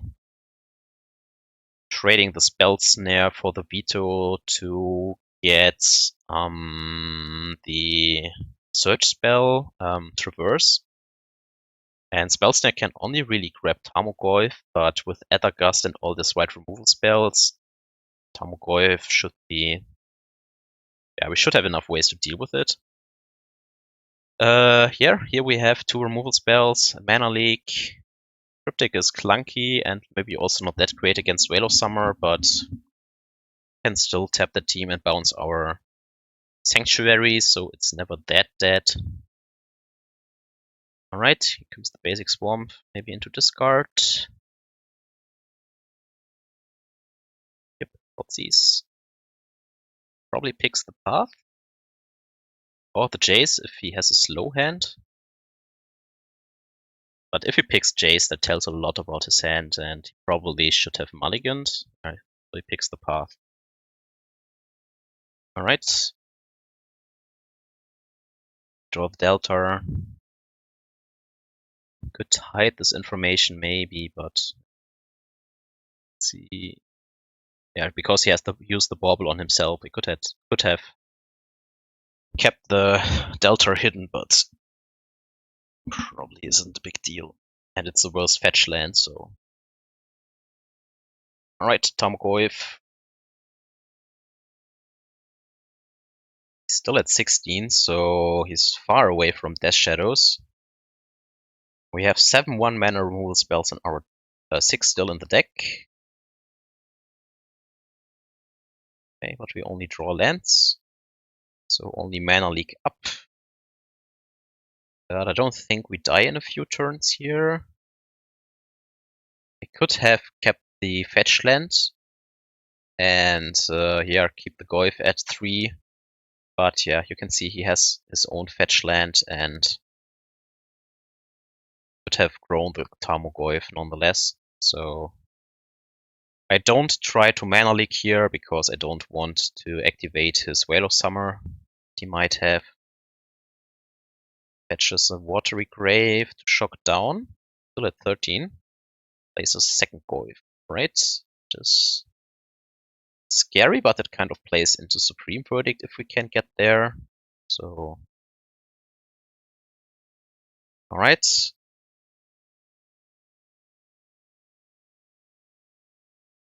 To 14. At a virtual 12 with these 2 fetch lands. And we draw the Condemn, which is pretty strong. Because if we can fire off the Condemn on the Goyf, then he is back at 17, so a little bit far away from Death Shadows again. Even with a fetch, he can't play them. So I think I am not greedy here and bank on the Supreme Verdict. I don't want to take 8 here, so I fire off the Condemn. I think that has more value. If he uses Stubborn Denial here, so be it. Can't prevent everything, but he has only 3 cards in hand. He can't use Veil of Summer here, so can hard cast the Mystical Dispute, maybe. But yeah, I think it's fine to use the Condemn there, all in all. Go down to 14, go down to 9, then go down to 8 and fire off the Supreme Verdict. And then we have to see what he is still holding in his hand. If it's Death Shadows, well, he's at 18 life now, that's a lot. And the turn afterwards, we can fire off the Jace through a Stubborn Denial. So he needs like a Drown in the Log. Probably his strongest play would be Allurus and grab a Bauble back. Or maybe like a Choke. It's even annoying here, but I don't think he runs that. So yeah, let's see. So the Goyfs are dealt with.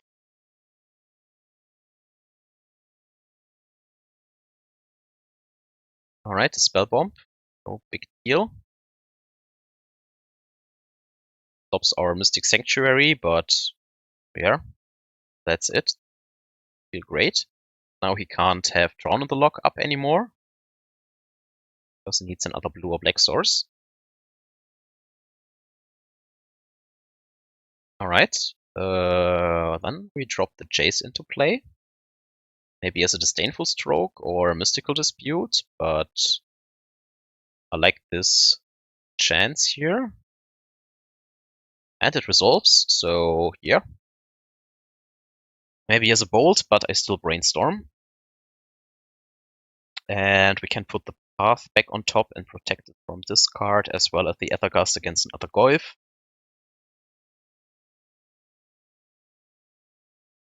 And now he needs a way to deal with this Jace. He has an Assassin's Trophy now that is awkward, because I really like the removal spells. Then I don't search for the basic, I would guess, but yeah. Hiding it from an Inquisition, I think, has a little bit more value. Should crack the Spell Bomb here, honestly. doesn't. It's too greedy. Okay, 4th land drop. Even now, if he has a Lurrus, that is not the worst, because we have the removal already on top of our deck, and yeah, we have this Jace going. Yeah, and here comes the Lurrus, which for some reason doesn't have a picture. Okay, now it has a picture. And he can look at our Path to Exile on top. Yep, saw it now. Does not have a Lightning Bolt. Maybe he draws into one.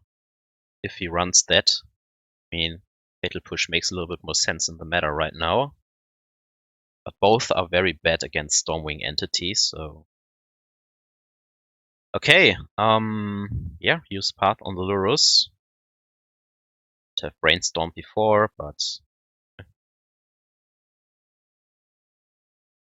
The Jace going.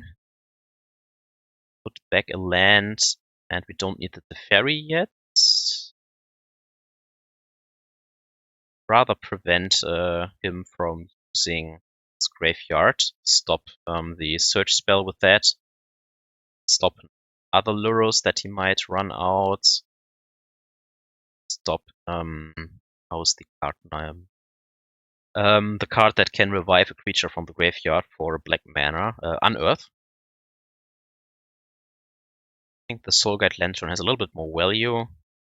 Could have dropped the Teferi because he didn't have 2 mana up, but I think we don't need it here. Can do that next turn, so don't have to crack the fetch land. He now fires off the spell bomb. We can use the fetch land in response if we want to. We can prevent Assassin's Trophy with the Aether Gust. Draw into... yeah, I stacked this wrong. I should have put the Teferi as the next draw. That was a mistake because I wanted to draw into it. Now I return my Jace because I still like the Teferi on top. But yeah. Fires off Whale of Summer because I think he doesn't read the modes. Or he just wants to cycle it. But now the Planeswalkers are in our hands. But yeah, I should have stacked this the other way around. Then I would have just let the Jace die. We grab the basic anyways, and I put the Teferi into play. So that was a mistake of me. Well, the Inquisition, yeah, can pick whatever matter.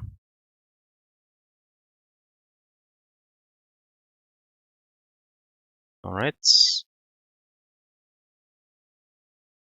If he drops a Lurrus now, be awkward. Finally a Death Shadow. Condemn. Stalled for so much time. But it's a small one, so we can still drop the Jace. He has a Stubborn Denial in hand.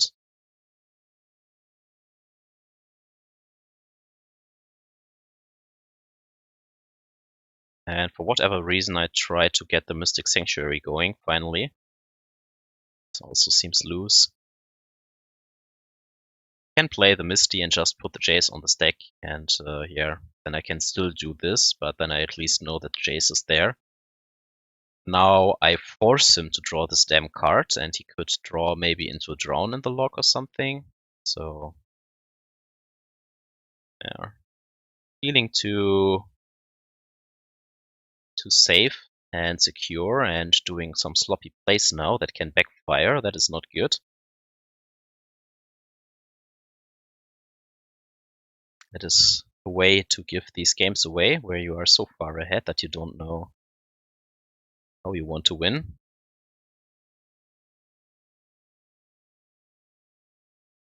Right. Well, then we brainstorm. Still can't fire off the Teferi, but yeah. It's still scary, like if he has a counter spell.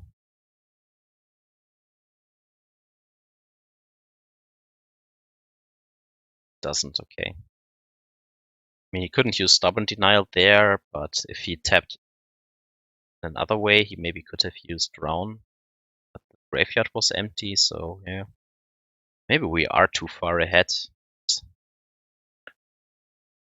Doesn't matter, but I'm thinking about ways how we can lose this rather than how we can win this, because we have so much card advantage in our hand. Clean the dust.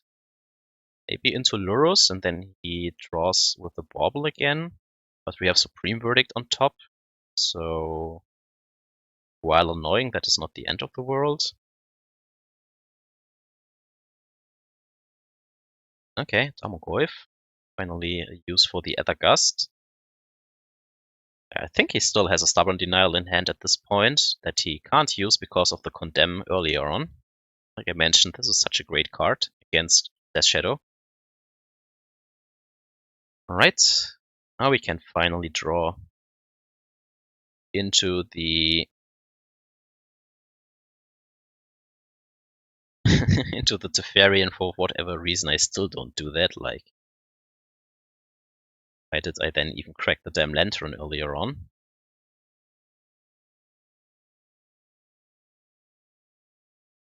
Don't ask me. I play this very sloppy. Still win, I think, but yeah.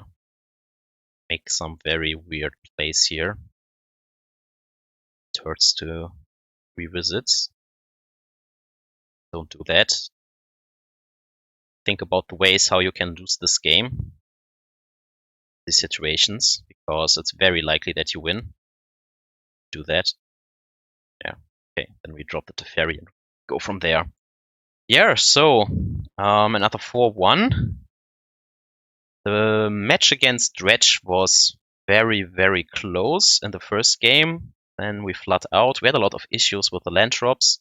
Some games where we didn't hit the land drops with the 26 lands in our deck.